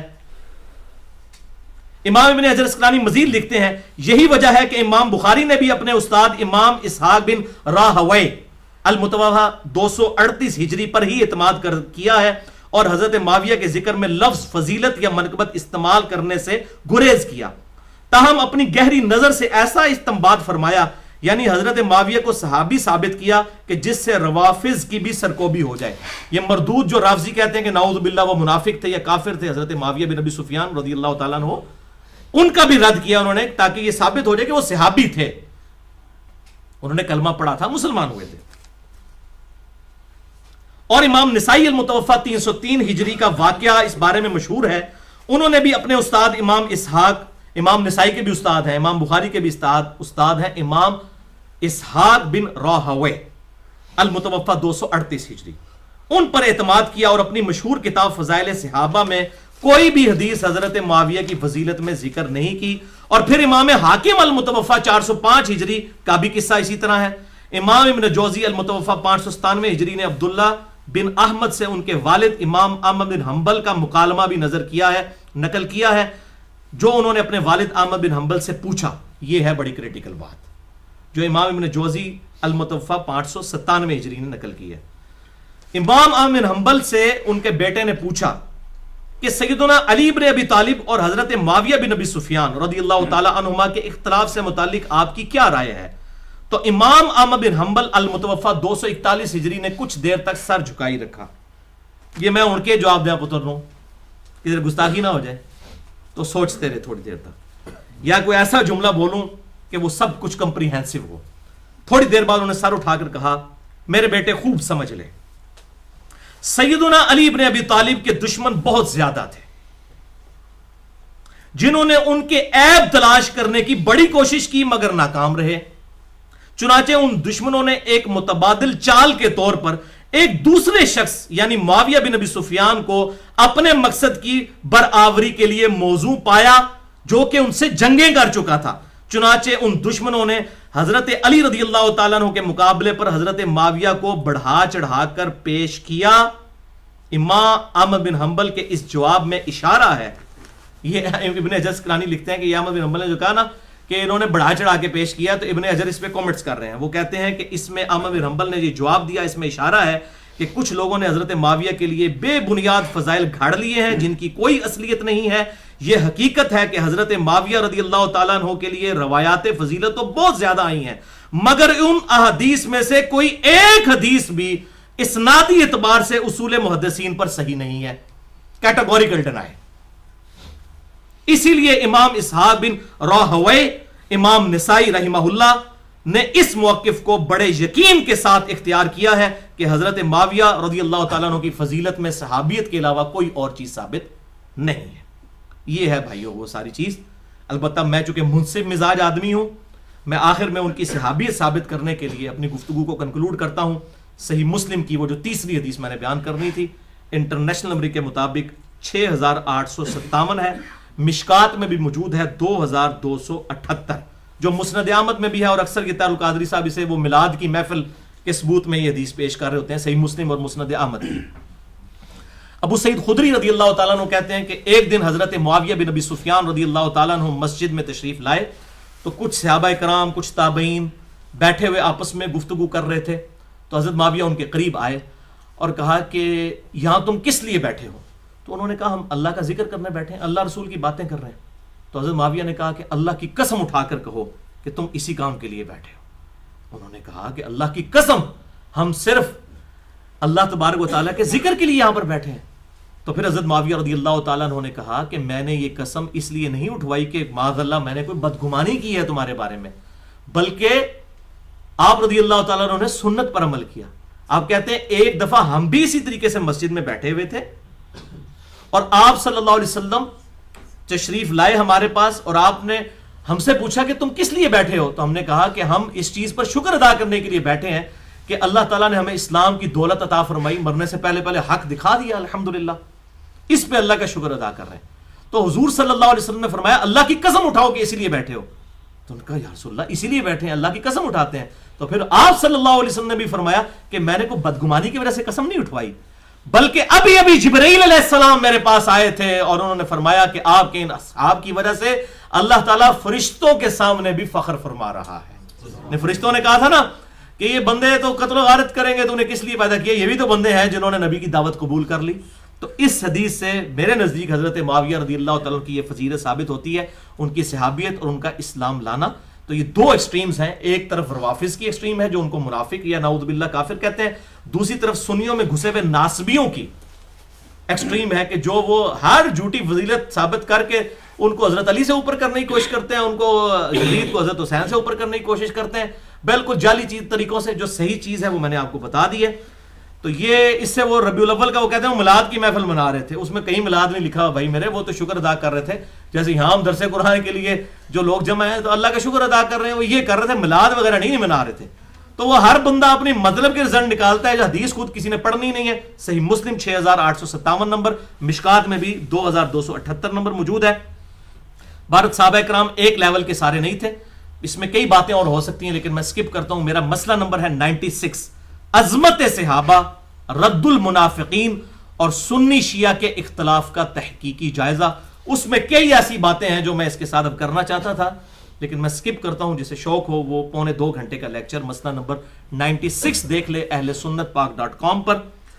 اور اینڈ پہ میں وہ دعا کرتا ہوں جو قرآن حکیم میں سورۃ الحشر کی آیت نمبر 10 میں ہمیں اللہ تعالیٰ نے سکھائی ہے کہ جو ایمان والے لوگ ہیں وہ اپنے سے پہلے جو ایمان والے لوگ گزر چکے ان کے لیے کن الفاظ میں دعا کرتے ہیں. اعوذ باللہ من الشیطان الرجیم بسم اللہ الرحمن الرحیم ربنا اغفر لنا ولاخواننا الذین سبقونا بالایمان. اے اللہ ہمیں بھی بخش دے اور ہم سے پہلے جتنے بھی ایمان کی حالت میں دنیا سے گئے ہیں چاہے صحابہ ہوں تابعین ہوں تبع تابعین ہوں جو بھی کلمہ گو مسلمان تھے سب کو بخش دے آمین. یہ دعا اور پھر ساتھ ہی ہے وَلَا تَجْعَلْ فِي قُلُوبِنَا غِلًّا لِّلَّذِينَ آمَنُوا رَبَّنَا إِنَّكَ رَءُوفٌ رَحِيمٌ. اے اللہ ان مسلمانوں کے بارے میں ہمارے دل میں کوئی برائی کوئی کینہ نہ رکھنا. جو اہل ایمان گزر چکے ان کے بارے میں برائی اور کوئی کینہ نہ رکھنا. اے اللہ تو بخشنے والا مہربان ہے. اب یہ غلطی کا بیان کرنا کوئی کینہ نہیں ہے ورنہ میں اس میں آپ کو ایک اینٹی وینم اور پھکی کے طور پر علم الکلام کے طور پر الزامی جواب دے دوں. صحیح بخاری اٹھا کے آپ دیکھ لیں حضرت واشی نے اسلام قبول کر لیا فتح مکہ کے بعد. آپ صلی اللہ علیہ وسلم نے فرمایا واشی تیرا اسلام قبول. یہ بخاری شریف ہے کوئی سٹوری بک نہیں میں پڑھ رہا. واشی والے چیپٹر میں آپ دیکھ لیں اس کے اسلام لانے والے واقعے میں تیرا اسلام قبول ہے لیکن مجھے اپنی شکل نہیں دکھانی تو نہیں کیونکہ مجھے اپنا چچا یاد آتا ہے حمزہ. اب حمزہ کوئی عام انسان تو نہیں تھے. حضور صلی اللہ علیہ وسلم کے دودھ پیتے بھائی بھی تھے چچا بھی لگتے تھے. تو آپ کو اپنا دکھ نہیں بھولا. تو جن لوگوں نے حضرت حسین کو تکلیفیں دیں وہ کس منہ سے چاہتے ہیں کہ جی ہم جو ہے وہ ان لوگوں کے بارے میں اگر اللہ کے محبوب جن کے بارے میں قرآن کہہ رہا ہے بالمؤمنین رؤوف الرحیم جو واشی کے لیے رؤوف الرحیم تھے انہوں نے بھی اپنے جذبات میں یہ بات کی کہ مجھے اپنی شکل نہیں دکھانی ہے. تو اب لگائیں فتویٰ کہ آپ کے دل میں بغض تھا واشی کا؟ نہیں بغض نہیں تھا بس آپ کو تکلیف ہوتی تھی کہ میرے سامنے نہ آئے. اسی طریقے سے جن لوگوں نے حضرت حسین کو یا حضرت علی کو یا خلفائے راشدین کو تکلیف دی ہیں ہمیں ان کے بارے میں ہمارے دل میں بھی رنج موجود ہے. اس سے زیادہ کچھ نہیں ہے. ہم تو کہتے ہیں سب کو اللہ تعالیٰ بخش دے. ہمارے سے پوچھ کے کسی نے جنت میں نہیں بھیجنا کسی کو. اور نہ یہ بات ہے کہ سب کے سب بلا حساب و کتاب بخشے جائیں گے. یہ بھی بالکل جعلی بات ہے. وہ 70,000 لوگ ہی بلا حساب و کتاب جانے ہیں جن میں حضرت عکاشہ شامل ہیں بخاری اور مسلم میں اور باقی لوگ شامل نہیں ہیں. یہ کوئی اتنا سیدھا معاملہ نہیں ہے کہ جس نے بھی آپ کو دیکھ لیا اور بلا حساب و کتاب ہی جنت میں چلا گیا. ورنہ صحیح مسلم کھول کے دیکھ لیں مدعم نامی غلام تھا جو آپ صلی اللہ علیہ وسلم کی سواری کا کجاوا کسا کرتا تھا اور آپ کو سفر و حضر میں وضو کروایا کرتا تھا. خیبر کے موقع پر اسے نامعلوم تیر لگا اور وہ شہید ہو گیا. صحابہ نے کہا تو سیدھا جنتی ہے اسی بھی یہی کہنا سی. آپ فرمایا تم جنت کی بشارت دے رہے ہو جبکہ اس نے خیبر کے مال غنیمت میں سے ایک چادر چوری کی تھی اور میں دیکھ رہا ہوں کہ آگ کی پناہ کے اس پہ ڈال دی گئی ہے. ایک چادر کو اللہ نے اتنا سیریس لے لیا اور حضور صلی اللہ علیہ وسلم کی خدمت کرنے والا وہ صحابی تھا. جب اللہ تعالیٰ پکڑنے پہ آئے تو وہ کسی کو چھوٹی سی بات پہ بھی پکڑ سکتا ہے. ہم کسی کو جنت کی گارنٹیاں نہیں مار سکتے. ہم یہ کہتے ہیں کہ ہر کلمہ گو انشاءاللہ ایک نہ ایک دن جنت میں جائے گا. بس اس سے زیادہ ہم نہیں کہتے. یا وہ جو لوگ جن کو بائی نیم جنت کی بشارت دی گئی ہے عشرہ مبشرہ ہوں یا اصحاب شجرہ ہوں یا اصحاب بدر ہوں ان کا معاملہ الگ ہے. باقی بڑا سینسٹیو ایشو ہے. اتنا سیدھا معاملہ نہیں ہے. اسی لیے میں نے آپ کو لیکچر کا حوالہ دے دیا. میں نے کہا کچھ باتیں میں نہیں اب کرنا چاہتا ورنہ ٹائم بہت لگ جائے گا. مسئلہ نمبر 96 عظمت صحابہ رد المنافقین اور سنی شیعہ کے اختلاف کا تحقیقی جائزہ اہل سنت پاک.com پر. اللہ تعالیٰ سے دعا ہے جو حق بات میں نے کہی اللہ تعالیٰ ہمارے دلوں میں راسخ فرمائے. اگر جذبات میں میرے منہ سے کوئی غلط بات نکل گئی تو اللہ تعالیٰ ہمارے دلوں سے معاف کر دے. ہمیں کتاب و سنت کی تعلیمات پر عمل کرتے ہوئے اجماع کو حجت مانتے ہوئے دوسرے بھائیوں تک پہنچانے کی توفیق عطا فرمائے. سبحانک اللہم و بحمدک اشہد ان لا الہ الا انت استغفرک و اتوب الیک وما علینا الا البلاغ المبین.